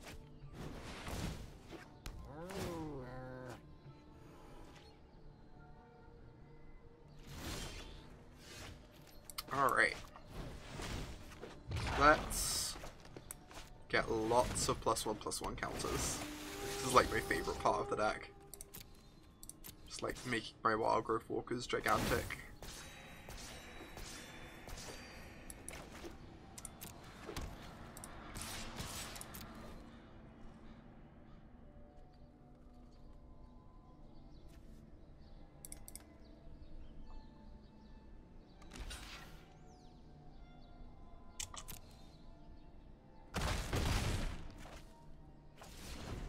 Okay, so basically no way for them to beat our board. Especially with us having this Ravnica to clear the way too. So obviously the opponent's deck not the most competitive, but first 3 rounds, we faced some like very nice decks. We faced the red-white deck, the Phoenix deck, and like a good blue-black mid-range deck. It looked kind of like the blue-black mid-range deck that did okay at the Pro Tour. So going 4-0, pretty nice. Deck is sweet. Really, really recommend my build of Golgari. I love it to pieces. Feels really versatile. Feels like you really get to take advantage of Wild Growth Walker very effectively. Let's see if we can get the 5-0. Nice, clean sweep. 5 wins in a row. Let's do this. I believe in the power of the Overgrown Tomb and the Golgari Queens. Play first. This is a bit slow, but fine. I'm always unexcited to keep a hand about a 2-drop. But it's also kind of hard to mulligan something like this on the play. Yeah, without a 2-drop, we might just fall behind to this Llanowar Elves, unfortunately. Opponent's going to be up to a much faster start than us. So drawing the second black source with the Chupacabra was really nice. Ew. They also know about Wild Growth Walker's raw power. There are a couple different ways to answer it, so I'm not too concerned about this card. It's like a fine card in the Golgari mirror. I tend to keep it in post-board, but it definitely dies a lot to Chupacabra.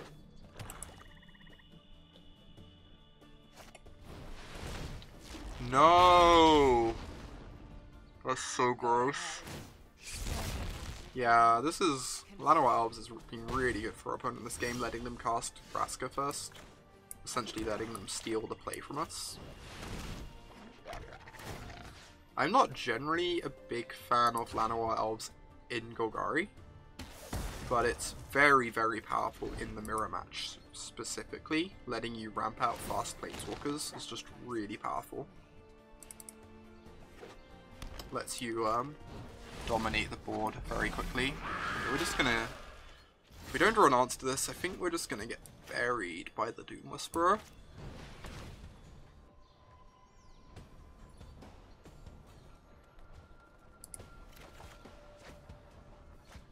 Doom Whisperer is actually a card I don't like in the mirror much because it's incredibly weak to the card Vivian Reed, which is super popular. I think Vivian Reed is just like one of the very best cards in the deck.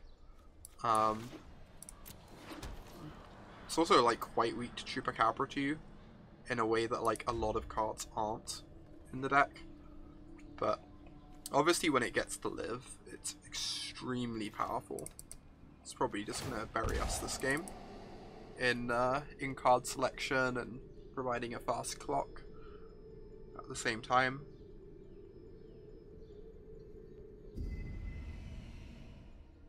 And this isn't too surprising. Like I said, our list is not that well built for the mirror. We're really well built for the aggressive decks, and like fairly well built to fight the control decks. But the mirror match we're definitely an underdog in, just because we don't have the fast acceleration and we don't necessarily have like as many carnage tyrants or find brokers or grindy tools as you often see in other Golgari lists. Which is fine, right? Whenever you build a deck, you're gonna like gain percentage points some places, lose percentage points other places. We just like really chose to target the aggressive decks we expected to see do well at the Pro Tour. So I kind of want to attack this Jade Light and Vraska. If they trade off with it, helps clear the way for our Carnage Tyrant next turn. So that our Carnage Tyrant can pressure Vraska effectively. Obviously, we really need to draw an answer to this next turn. It's like non-optional. Opponent choosing to block with the Jade Light instead of the Squire, even though the Jade Light's a better creature as a 3-2, it's better than the 2-3, because they likely want the option of returning it with the Find Broker, and they'd rather get back a more powerful card to their hand, so that they can get a Jade Light trigger again later in the game. Since the Jade Light trigger is so much better than the Squire trigger.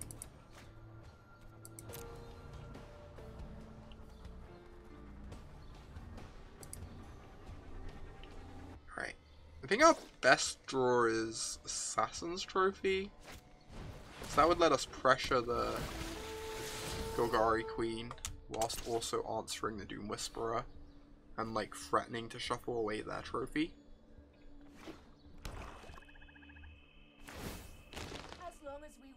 Ooh, if they sack something, no, they get to grab this into their hand. Make sure they don't have to shuffle it. Okay, they didn't choose to do that.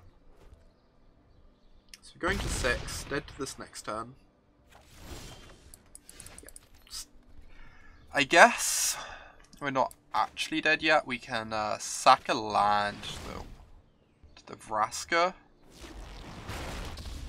because we can still draw a trophy that way. Off her plus ability. No. Alright. So we were a bit punished for running out the Chupacabra earlier by the early Doom Whisperer. The opponent's draw was just generally pretty strong, and I think we would have struggled regardless. Right, Midnight Reaper is really important in the mirror. It's just a very hard creature to deal with. Provides solid card advantage, makes it hard to attack and block. Carnage Tyrant is great, killing Planeswalkers. Detection Cow is great, killing Carnage Tyrants. Contempt is good for killing the Planeswalkers that are really just so important in the mirror. You want as many answers as you can get. Then I take out the Brontodons, they just don't really do anything in the mirror. The body's not too relevant, and there aren't many enchantments running around. And then I cut the Squires because they're pretty low impact cards when the matchup's just about playing to the board and grinding effectively. So, don't really like cutting any Adventurous Impulse, even though we're bringing in an extra land, because the land is like a really good land to find off Impulse, where killing Carnage Tyrant can be so important. Again, this hand's quite slow, but I'm going to keep. It's fairly powerful. Just has a bunch of cards that are really good in the mirror. So even though it's slow, it's probably still going to be decent. Opponent on the turn 1 elf again, just ramping out ahead of us. They basically steal the play from us here. And being on the play is just generally really strong in this matchup. There's a Doom Whisperer. They keep that on top. Interesting. We're really well equipped to deal with Doom Whisperer this game, so I'm not too concerned about that. Between Vivian and Chupacabra, we just take it down so easily. Ooh. That's pretty good for them. Get some early aggression going. It does replace itself. They're going to get in a bunch of early damage here, probably force us to play our Chupacabra next turn, just so we don't fall too far behind.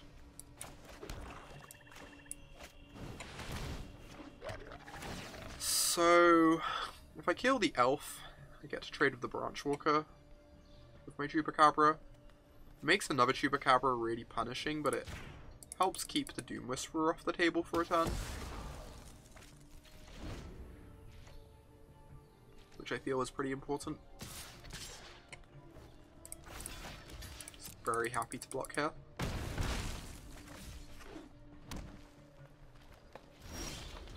Awesome. Contempt is really good. Damn. Because if they have Contempt open, we just can't cast our Vivian very easily. I think I passed the turn with my Contempt up.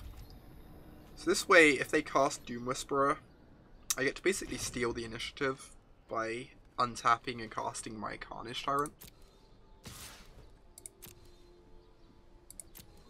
Like, I basically make them have a whole turn of not using their mana by not casting my Vivian into their Contempt.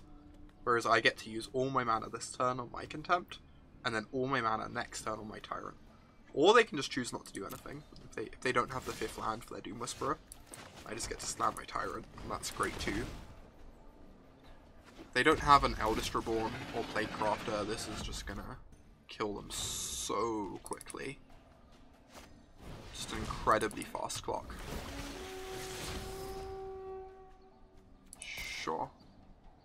Trophy does not deal with my Carnage Tyrant.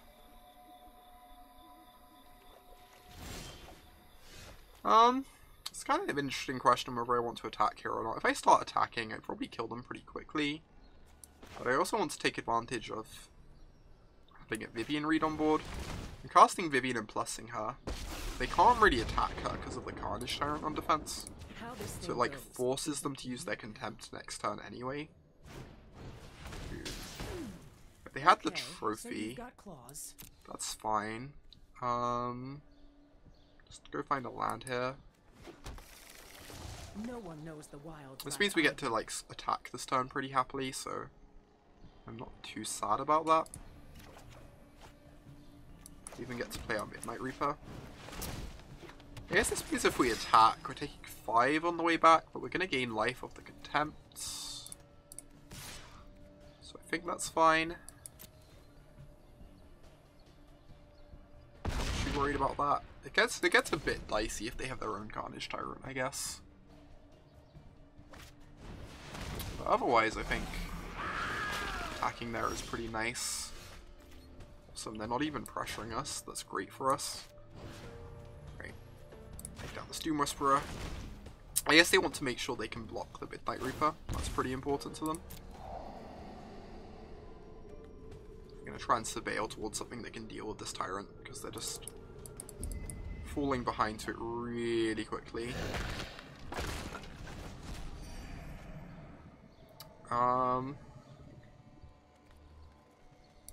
You know what? If they want to trade with my Midnight Reaper, it makes it a lot harder for them to block down my Tyrant.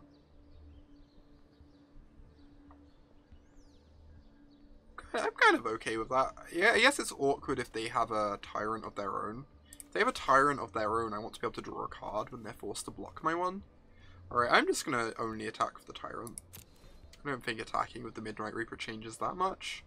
It like gets blockers out the way, but honestly, if they don't have a Carnage Tyrant, they're just not able to deal with our board regardless, so... Ooh, this probably leaves them dead. If they play a... Yeah, this leaves them dead if they play a Carnage Tyrant, so I'm going to keep that on top very happily. So now if they play a Tyrant, I just kill both their blockers. Other blockers, and they can only block our Tyrant and are going to take 7 off our other creatures, plus a trample. And if they go wide instead, play a bunch of creatures, we can try and kill a bunch of them down with our removal. Yeah, now they're just going to get trampled by the Tyrant, right? They're on 4, so they have to put at least 3 toughness on this, and then we have 2 removal spells to clear blockers out the way. So they're just going to die to the trample. Izoni is a really scary card in the mirror. Especially the way I board. I typically don't like Deathgorge Scavenger much in the mirror, but Deathgorge Scavenger is specifically good against Izoni.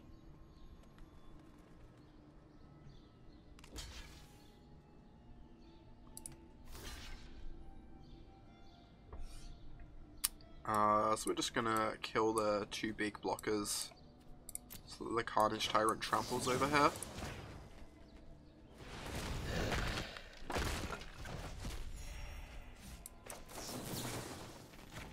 Yeah. Awesome. Game 3. We're on the draw. They have Llanowar Elves, so they're really able to punish us on the draw, but do I want any scavengers? I don't know how I'd make room for them is the problem. So I guess I could cut like a Wild Growth Walker for a scavenger. Just to help against Izoni, maybe even a second scavenger. I'm worried about being really slow if we're cutting a bunch of Wild Growth Walkers, but I think having a scavenger is pretty nice. We can help find it off the impulse. So it's kind of like we have more than one. I'm also going to take out the Golgari Queen. On the draw, she can feel pretty slow in the mirror if you don't have Llanowar Elves in your deck. It's like another card we can take out to have a second scavenger to fight Izoni with.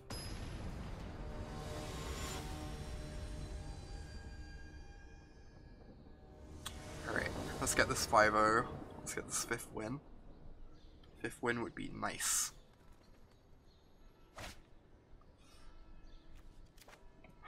The sun is not great, but I'm certainly not mulliganing it. Again, doing nothing till turn 3 is pretty unexciting in this deck, but this matchup can be pretty slow sometimes, and going down cards certainly stings a lot, so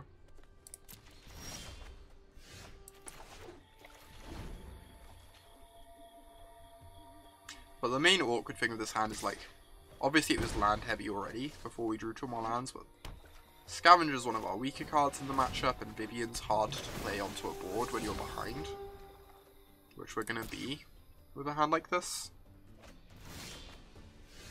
Oh, we're drawing so badly. Drawing 3 lands in a row is so bad for us. It's kind of the nightmare scenario.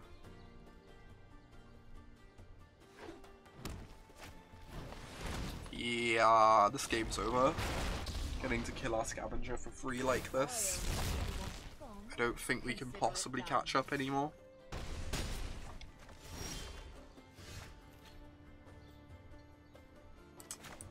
I'll play for another turn, but I'm probably going to concede pretty soon and move on to the next match.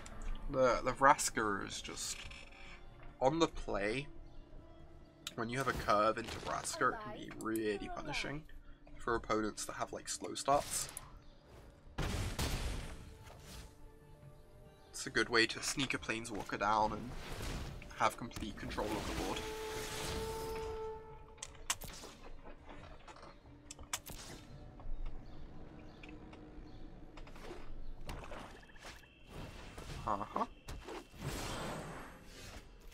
Yeah, our Vivian's just not going to be able to match this Doom Whisperer. It's just going to die to their creatures too. So I think I'm just going to go ahead and scoop this. Save us some time. Move on to the next one. Of course, the thing that would take the 5-0 from our grasps was the mirror. Because Golgari is great. Golgari is truly excellent. Come on, let's get this 5th win. So these competitive constructed events in Arena, you have to try and get to 5 wins, but as soon as you pick up your second loss, you're out. So we either get our 5th win or we get our second loss. Either way, this is the final match for my Golgari midrange list. We'll see how it performs.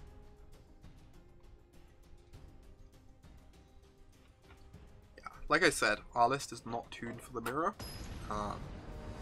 Still, like, can win the mirror, very much so.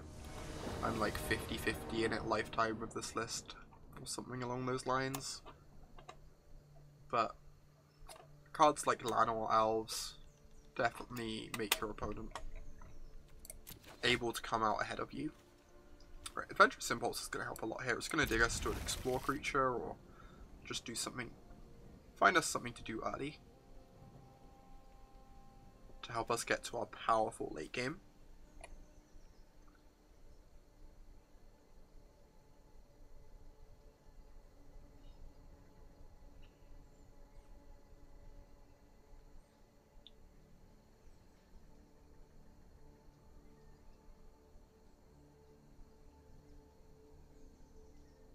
Opponent's tanking on their keep, trying to figure out if it's good enough.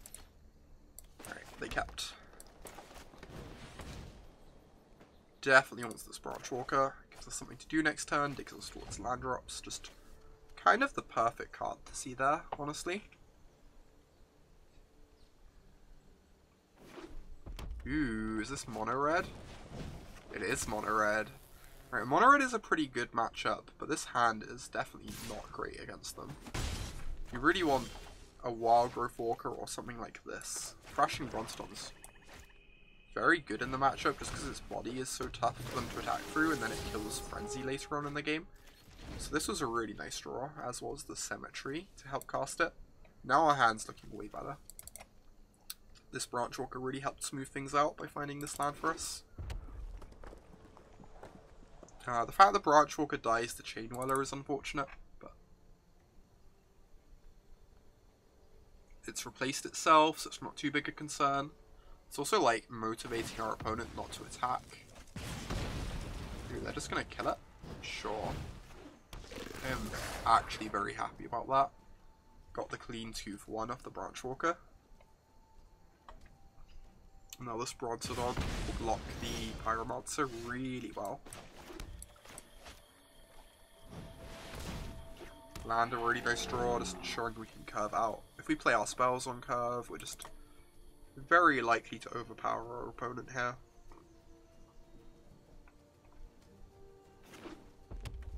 Where all our spells in our hand are so powerful.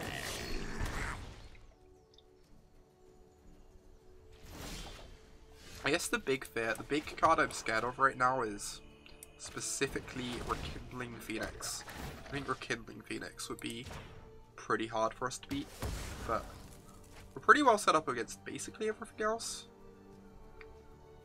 I want to attack for free. I've got the 2-2 to block their 2-1. It's like a bit risky attacking. I think I'm not going to attack. Keeping our life total high against the mono red deck is pretty important. I can definitely see us getting punished for attacking. If they have like a burn spell and then have like maybe a lava runner. Maybe another burn spell to give the lava runner haste, and then suddenly we're really far behind in a game that we're otherwise like quite far ahead in. So I don't really want to take that risk. If they have a Wizard's Lightning, they can finish the Bronstodon. Yeah, that's really important for our opponent.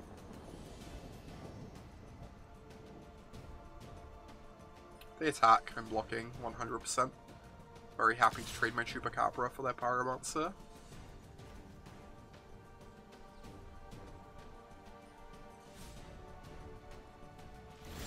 Opponent realizes that. Drawing the trophy was actually weirdly nice. Before I drew the trophy, I was a bit scared about the idea of running out my Vivian Reed, because then if they have an Experimental Frenzy and can kill their Vivian, we suddenly don't have an answer to the Frenzy. But drawing the trophy means it's just like super safe to run out the Vivian, start plussing, likely soak up some damage with her. Obviously at the very least she replaces herself with a Branch Walker, which is great. Very nice card to pick up.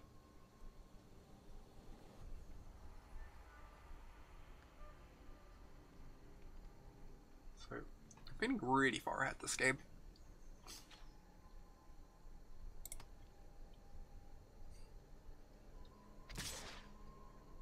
They attack with a Pyromancer, I'm blocking 100%. Just like very happy with this trade. The Chupacabra is just getting a nice clean 2-for-1 this way. That, huh?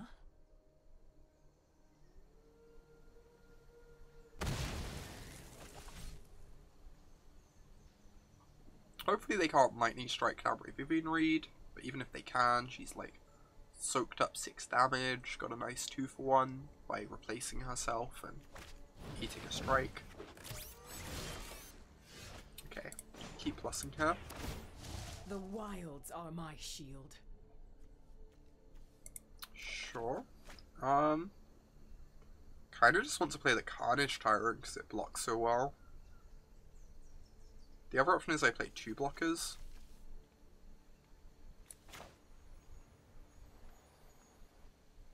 And that's like pretty nice too. But the blockers can't block the Goblin Chain Whirler very well. I think this makes this a much more appealing play. Like the fact that even as a 4/3 this can never block Chain Whirler makes this a lot more appealing. So we just want to keep our Vivian on a high loyalty count if we can. Ooh. Any spell means they get to kill Vivian, because this is then going to gain haste. Awesome. Right, we want to find a Wild Growth Walker pretty desperately here, because that will just like slam the door closed. Alright, I don't want the Midnight Reaper because the damage actually matters a lot in this matchup, so I'm just going to take the Squire, I guess. And we'll start casting these. Just get more blockers in play to protect Vivian.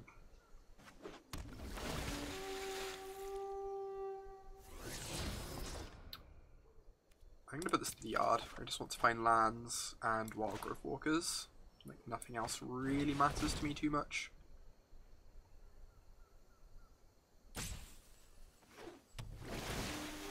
I guess Find Finality would be decent too. Then I could like sweep their board and start turning the corner. Until then, Tyrant's just staying home on defense, protecting his queen.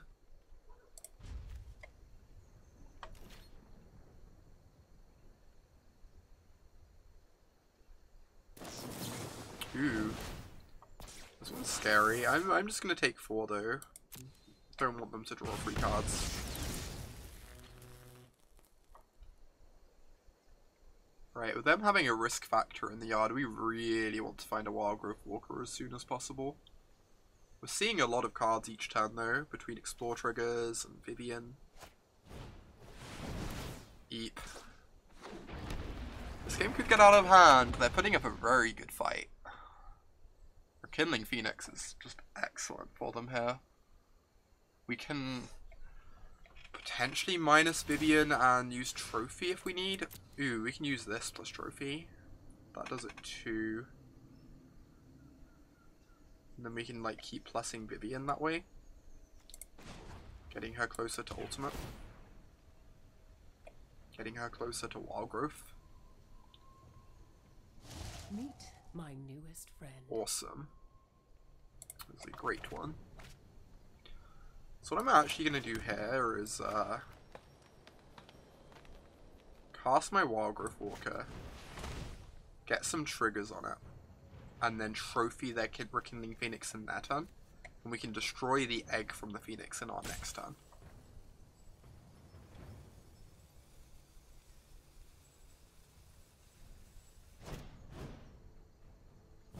Just gonna take 4 again. I'm not too worried about this, with us getting a Wild Growth Walker in play here. So how much mana do we have? We have 6. So we can afford to start with this.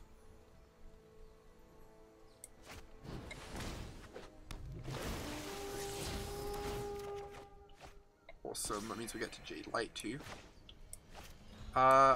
Oh no, we've already played our land for the turn. We can still Squire. Do we want to attack with the Tyrant?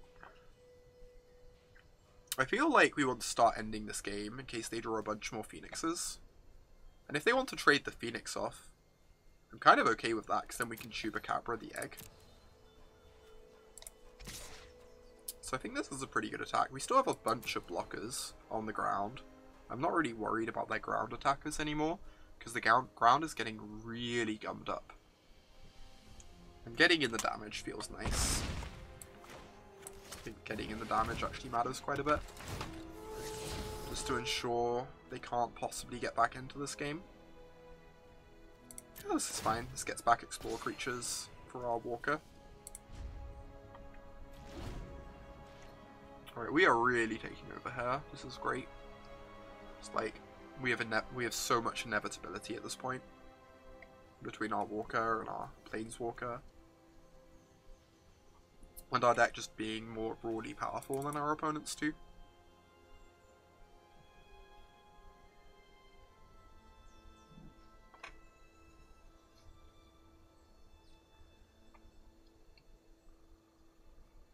So when they go to attack the Vivian, I'm just going to trophy the Phoenix. Make sure it doesn't get to connect here. Though honestly, if they attack, they might die. If they attack, we kill like these two. They can block here. They take 6, 7, 8, 9, 10. Honestly, if they attack, they might just be dead. If they attack, I might just let it happen and then like shoot down their stuff and kill them. Unsure. I just don't see how we really lose if we trophy the Phoenix is the thing.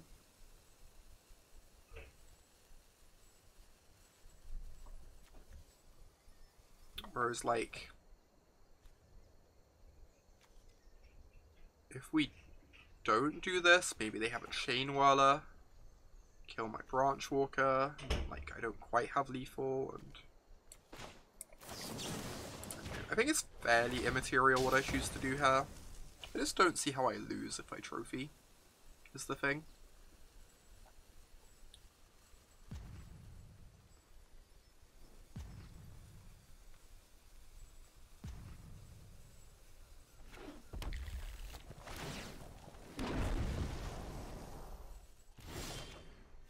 Alright, so plus Vivian.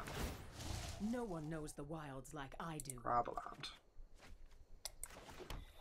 land. Play this to pump the wild growth.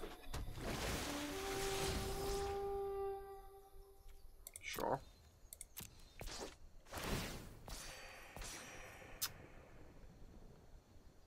So if I attack all, they take 7, go to 6. They block this. They block this. They block these. They take 5. I guess they chump this. And they block this, and they take, so they take 9 total. But if they want to chump with this, I'm pretty into that.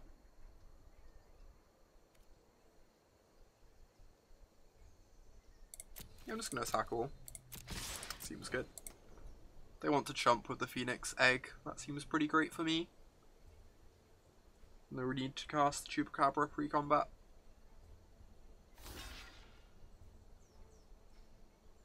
If they chump with it, we get to kill the Chain Whirler, which is nice. And if they don't chump with it, they go to 1.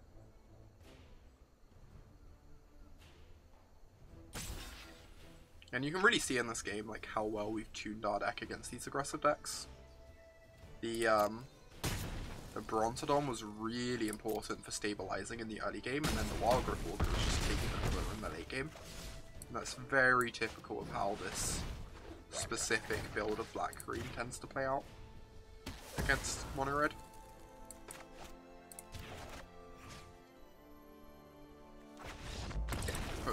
Opponent is yielding.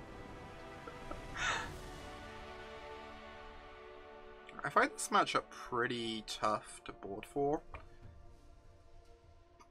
Just because we have so many cards we want to bring in, and so few cards like that I'm sad about, but we want the cast downs for early kill spells, we want more contempts to answer Phoenix. And Scavenger is actually nice for answering Phoenix too, because you can eat the Phoenix when it's in the yard and then the egg doesn't do anything. We definitely want to take out these tyrants. It was quite good that game, but generally it's not as good as it was that game.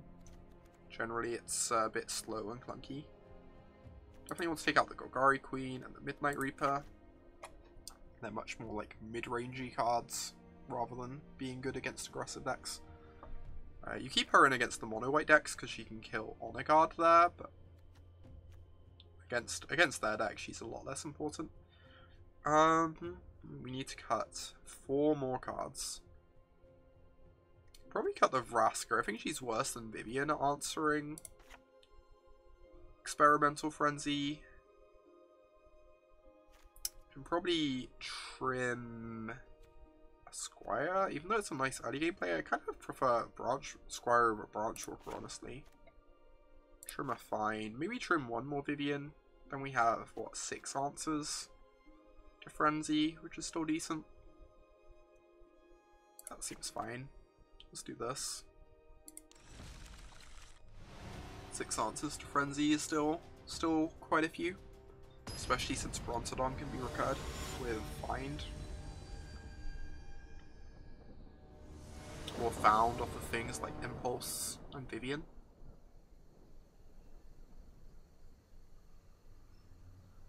Just like don't want to have my curve be too high against them either. It's possible I want the 3rd Vivian just because she's so good at overpowering them once you stabilize, but... Ooh. I'm going to keep this hand, but it's obviously awkward. 3 swamps. If we draw a forest in the first couple draw steps, it's so good though, because we have the Walker. We have the Squire to dig us towards green mana 2 if need be. No 1-drop. It's great news for us. Opponents on a slower start this game.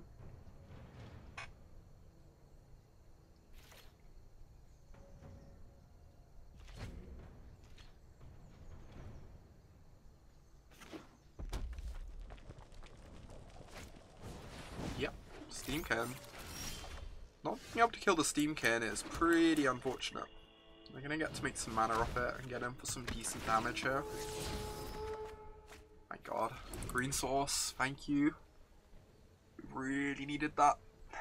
It's not quite on time, but you know, it'll do.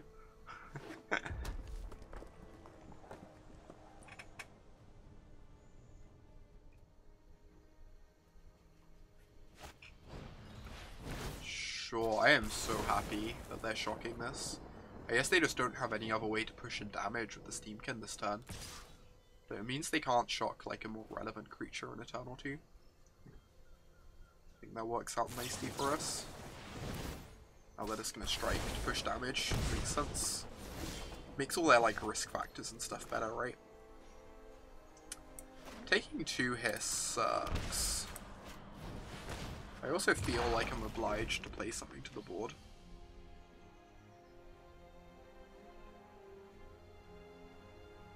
Obviously it's fairly easy for them to just kill this, I guess, but I just feel like there's a lot of pressure on me to actually play a creature to the board there, so... Alright, so... Obviously we knew the hand was a bit awkward when we kept it. I think I still like keeping it, but... Opponent has had a pretty strong draw here. Very, very aggressive start.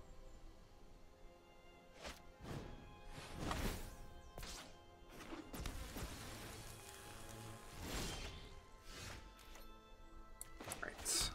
We can kill the Steamkin.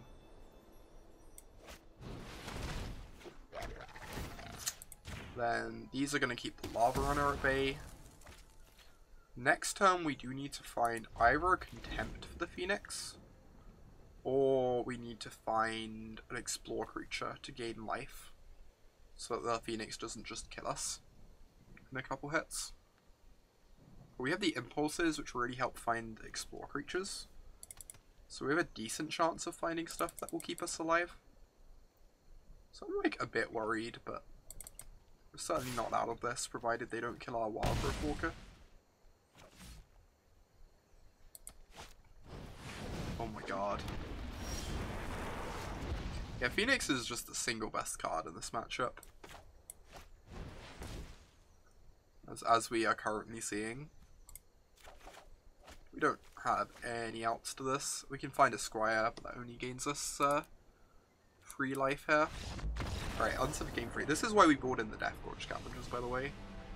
Makes the Phoenixes a lot easier to deal with without having to like 2 for 1 ourselves.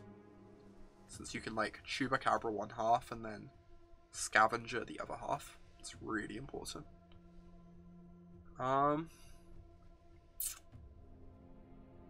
Still kind of tempting to board in the third Vivian, even despite how that game went. But I feel like this card is pretty important against them sometimes. I guess I'm just going to run it back like this.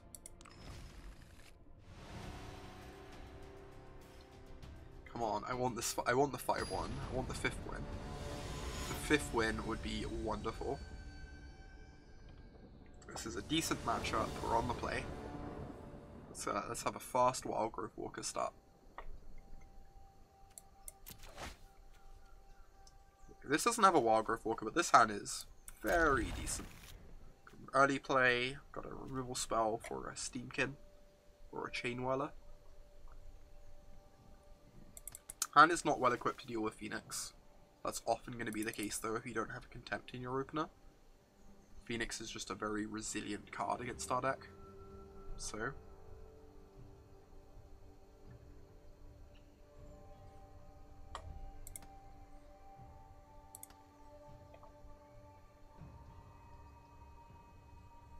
opponent's tanking. They have a tough hand. Trying to figure out if it's good enough or not. Ooh, they mulliganed. They're down to 6. 7 wasn't quite there. It's good news for us. It's a lot harder for them to curve out into turn 4 Phoenix on 6 cards where they don't play many lands in their deck. But they don't have like much in the way of card selection either.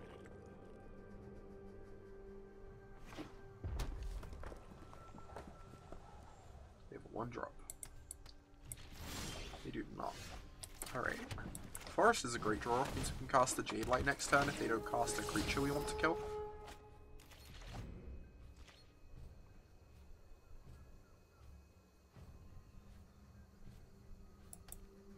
I'm actually unsure if I'd kill a Steamkin on sight. It is much more mana efficient for me to just cast my Ranger. Ooh. Huh. Change of plans. I am very happy cast downing this apparently. I say after drawing the Wild Growth Walker. I want to just do it now, probably. So then I can attack for 1. Typically when the red player's on the draw against these mid-range decks, they board out the 1/1 haste, the Firebrand. So I'm not too worried about not being able to block that. Which means I feel like I can get in a cheeky attack there. Ooh, awesome! This is great. So this is really good for us. Both because it answers the Steamkin whilst developing our board and applying pressure, but also because it means we can play both of these in the same turn, which makes it really hard for our opponent to kill the Wild Growth Walker before it gets bigger. Like, they have to leave open mana to kill this, and if they do that, we get to play Vivian instead. If they don't leave an open mana to kill this, we get a 3/5, which is very hard for them to deal with. Because not even Lava Coil deals with that. It basically forces them to have 2 bad spells. So even though they have this Rekindling Phoenix, we're actually still kind of in a good spot. I actually want this. It either finds a replacement Wild Growth Walker or finds something to trigger this Wild Growth Walker. And either of those things sound amazing.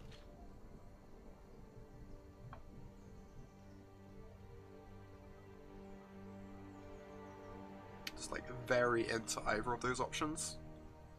It's a bit awkward because it's not a Contempt, but... And the other thing is if they leave this back on defense, which they are not doing, this could find a Scavenger for us to eat this. But opponent doesn't want to expose this to a Chupacabra or anything. Even though they're pretty behind on board, they just don't feel like it's worth the risk. Which makes a lot of sense. Just like hoping we don't have any more Explore creatures here.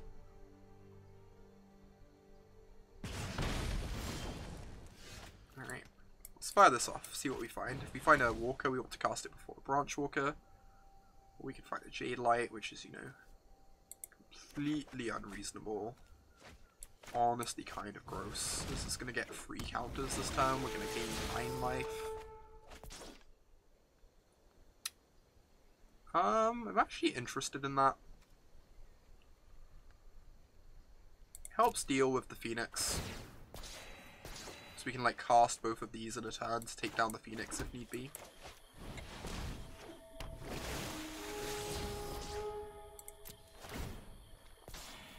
And we're just gonna swing with the team. Get our opponent dead. They can trade off with these two, but that's fine. Then they take 7.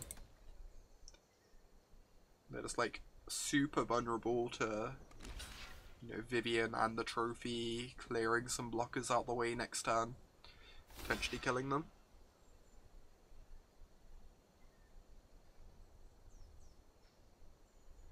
A strange block. I'm surprised they didn't want to kill the ranger. I guess they don't want the ranger in the yard, because then we memorial it back and make the wild growth walker even bigger.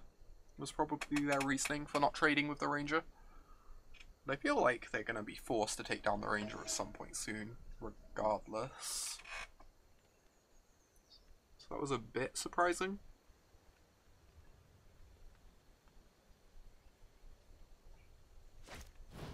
Frenzy, that is not good enough.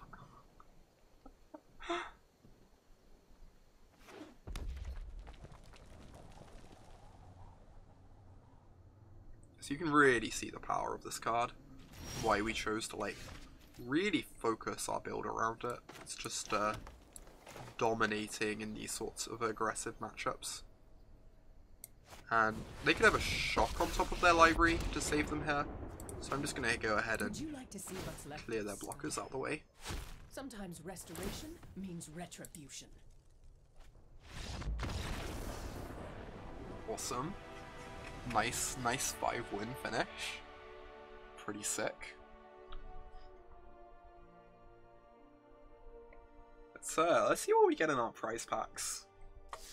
And then I'll wrap up the video.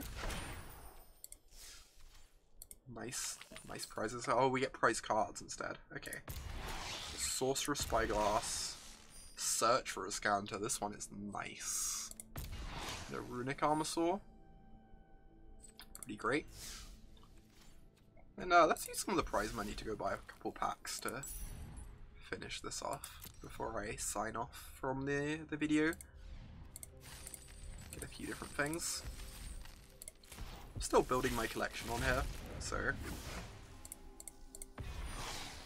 Legion's Landing, I haven't got enough of those, and that's like a really key card in Standard at the moment in the tokens decks. Oath of Teferi and... Hatchery Spider. Not the best, but... Alright, I hope you all enjoyed this. Watching my black-green mid-range deck that I got 20th place with in action. I love this list, I think. In an aggressive meta game, this is where you want to be with black-green. To help deal with the mono-red decks, the mono-white decks. Just think it's excellent.